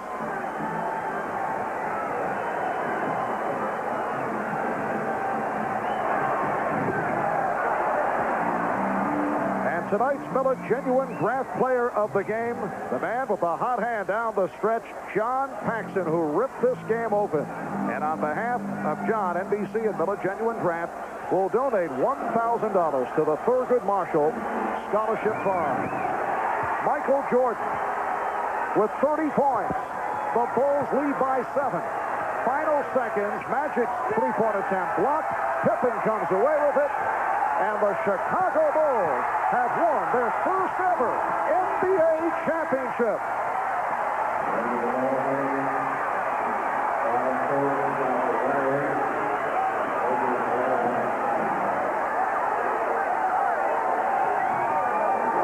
The Bulls, greeted by a portion of this Forum crowd as they try to get back to their locker room. For the Lakers, a different story. The Chicago Bulls' domination of this series has to be considered a major surprise. Mike, there was no reason to believe that the Lakers would fall apart so dramatically. I think it was a combination of things. I'm not quite sure that everyone gave the Bulls the credit they deserved throughout the season. I think everyone felt the balance of power was in the West this year, that Portland, in fact, was the best team, and when the Lakers got by them, that the Lakers then were just going to put the Bulls away. But the Bulls team was a deceiving team. They did it with a very intricate offense in the half-court area, the ability to score in transition, and then the great team defense. And Michael Jordan has answered a couple of questions. There have been doubters over the years whether a team led by Jordan could win a championship, and it is so rare for a team that has a scoring champion to go the distance. Anyone who ever questioned whether Michael Jordan was willing to give up and sacrifice for a championship was completely wrong. It was a case that Jordan is such a great winner, such a great competitor, and wanted so badly. In the early stages, he took maybe too much upon himself, but only trying to win because he knew the supporting cast had not developed yet. But once they stepped up their level of play, the Pippen moving to a new level, Cartwright doing the job in the middle, Paxson knocking out the open shots, and then Grant blossoming into the player he did, then Jordan was willing to spread the wealth around. And the last time that Phil Jackson won a championship in the NBA, he was a member of the New York Knicks. And the Knicks clinched on this same court here at the Forum back in the 72-73 season when they were able to defeat the Los Angeles Lakers in 5. With the victory over Detroit in the Eastern Conference Final, the Bulls felt that they had grown up. They had matured. They felt the difference. And that particular level was all about a mental state of mind. We discussed this in the past. They said that in previous seasons, the Pistons' mind games would get to them. Well, they got past that plateau. They came out very aggressively. Michael Jordan setting the stage in that series. And then they go on, after losing the opening game at home, they go on to knock off the Lakers in 5. But wasn't it a maturing factor, very similar to Detroit? They grew up.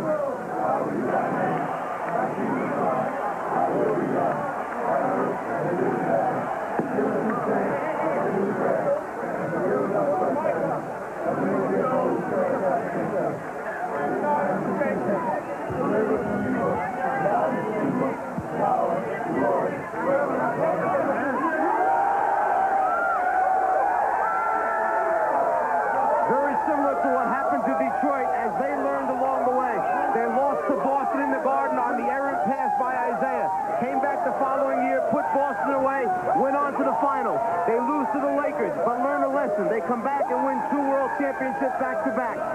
The Bulls have learned their lessons well. They've grown up. They win a championship.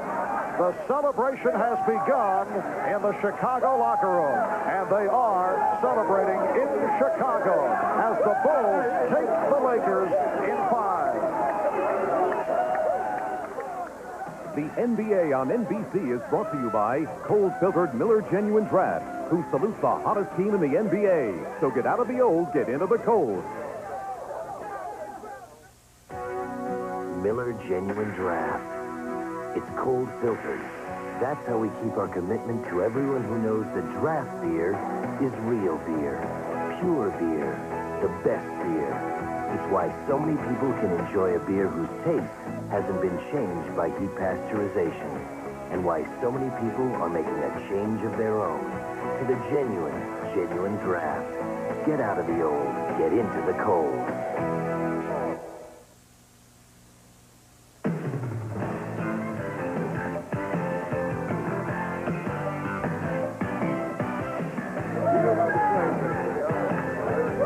The Chicago Bulls have done it, and on the home floor of the Los Angeles Lakers, doing what the Pistons did last year in Portland, winning all three on the road, 108-101 the final.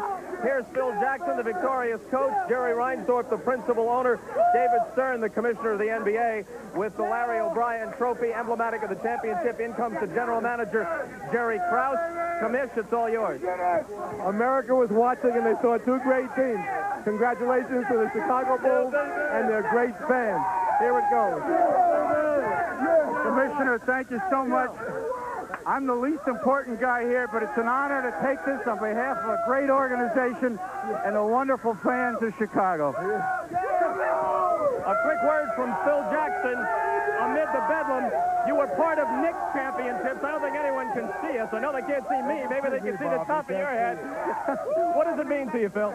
Well, Bob, if I could have a moment here behind Stacey King. I was right here about 18 years ago when we won the championship. And it's a very meaningful thing. There's no doubt about it. It's much better winning as a coach than as a player, surprisingly. Any thoughts about Red Holtzman, who I guess was a mentor and was the Knicks coach of those two championships? Well, we tried to do it the way he taught me how to do it. With poise, hit the open man, and that was successful for us. Somewhere amid the bedlam, here we go. Where's Michael? Where's Michael? Let's get John Paxson over here while we can. John. Give me a little space. As wild a scene as I've ever witnessed. I assume we're still on the air from here. John Paxson on fire in the fourth quarter with your brother, former NBA player, your dad who played with the Minneapolis Lakers in attendance. I'm just glad I was able to step up, and I got the shots and I knocked them down. I'm happy for the guys in this room and the coaching staff. We put in a lot of hard work to get here. John, congratulations. Bob, appreciate it. All right, let's see if we can find Michael Jordan or Scottie Pippen. Scottie. Excuse me, Craig. Scottie Pippen, your thoughts? Huh? Your thoughts on the championship? It was a great win for us. We worked for this all season, and everybody really came out and gave a great effort today. But you got to give credit to the Lakers. They really came out. They came at us, and they made us give second thoughts about winning this game here. But we still had enough guts to keep playing hard to get it.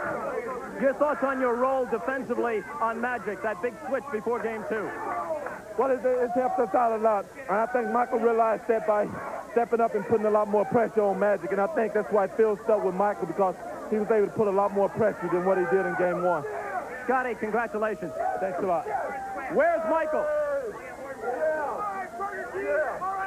Horace Grant. Somebody go get Michael, and we'll talk to Horace Grant. Unsung hero. I mean, everybody's a hero. I mean, we played together. The unity was there. The chemistry was there. Thank God. Thank God. Were you surprised by the effort of the Lakers with their backs to the wall? Oh, no, not at all. We knew they were going to come out and give a very good effort, but I felt that our defense came to play. I'm going to try and go down into the crowd and get to Michael Jordan. Guys, excuse me. Let me get through here. Michael Jordan is the unanimous MVP. He got all 11 votes. Here we are with Michael, surrounded by his mom and his dad and wife. Under the hat, that wasn't fair, but I'm covered with champagne. I can hardly see. Michael, what does it mean to you? It means so much. I mean, not just for me, but for the team and for the whole city. It's been a 7-year struggle. I mean, when I first got into Chicago, we started at the bottom, and every year we just worked harder and harder until we got to it. And, you know, it's so gratifying. You know, I'm appreciated so long in my life, you know, for my family, for my kids, everything. It's the most proud day I've ever had. We read that when they broached the subject of the I'm going to Disney World commercial to you, you said only if all my teammates are involved. Yeah, I wanted that to happen, you know, for them. You know, they deserve it. Whatever I get, whatever financial situation I get from that, I'm going to spread it amongst the team. I didn't want it. I want the team to have it. I want everybody to prosper from this whole event. You know, it took a team to get to this point. Is there a sense of completeness and fulfillment for you now that might not have been there for all your other achievements before? Well, I wanted to get here. If I never got here, I would never have been disappointed about my career. But it caps it off. It means a lot to me. It means a lot to the city. I'm just happy that I was able to be a part of history in the city of Chicago. Is there a feeling of a passing of the torch, Magic Johnson, to you? And did you have any words with him toward the end of the game? Well, I know we expressed our love for each other and the love of competition. He thanked me. He certainly was very glad for me. But passing the torch, I mean, the NBA has got so many players that represent them, and I'm just happy to be a part of it. And I think besides myself, David Robinson, Charles Barkley, all these other guys, is going to carry the label of the NBA from now on, and I'm just glad I'm a part of it. Do you have a quick thought about your husband's feats of daring do here? I'm just very proud of him, and I'm excited that they won the championship, and Chicago's very excited. He deserves everything. What are you going to do next? How are you going to spend your off-season? With my family, play a lot of golf. She lets me. So I'm just going to relax and enjoy this. Michael, congratulations. Thank you. Let's go back to Marv Albert. All right, Bob and Pat, your feelings from the Laker point of view, so much trade speculation, particularly involving James Worthy. What do you feel is next for your former club? Well, I don't think that has anything to do with it right now, Marv. You have to give the Bulls a lot of credit. They were dominating throughout this series. They probably had the best run of any team since the Milwaukee Bucks back in 1971 as far as dominating the series. I do believe the Lakers have a lot to be proud of. It's one of those things that they have to deal with. They'll come back just as strong last year. All right, let's go over to Steve Jones. All right, Magic, it was a tough loss, but you guys let it all hang out tonight. What do you think was really the telling blow in this ballgame? I say it was the song. 91-90, you had the lead. They played that song, You Love It, L.A. Well, I think, Steve, you getting me? I think that, they hit some big shots. Pippen hit a big three, and then John just got crazy on us and hit all the shots. All right, what about this business about retiring? I know it's just business. No, I never said it. I said that I always evaluate myself after the season and see. And somebody said, well, do you think about retiring? I said, only way I think about retiring if I just don't feel like playing. So I'll be back, They the one said it. I didn't say it. All right, you got it. Back to you, Marv. All right, Steve, as we have discussed on many an occasion, Mike, the Chicago Bulls are not just a team of superstars. It is a team of pieces, and several of those pieces have their contracts coming up. Talking about the likes of John Paxson, along with Scottie Pippen and Bill Cartwright. Well, when you talk about Michael Jordan, he's in a world on his own, and then Scottie Pippen has raised his game to a new level, but the others just fit in the right way. The jigsaw puzzle fits together very well for Chicago. They can't afford to let anyone walk away. Well, it appears that Mike will be back with us next season on NBC, but the fellow to my far left is headed to Gotham Town. And Pat, best of luck in your future coaching endeavors. I appreciate it. It's been wonderful working with everybody, Bob, Marv, Mike, and I'll probably see you somewhere. All right, and we'd like to thank all of you for a terrific season of NBA basketball here on NBC. After 25 years, the Bulls are NBA champions. For generations, past and present, it is the realization of a dream.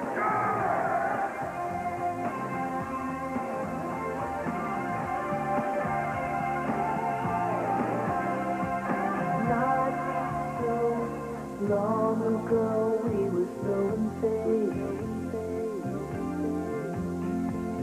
You and I could never forget the day.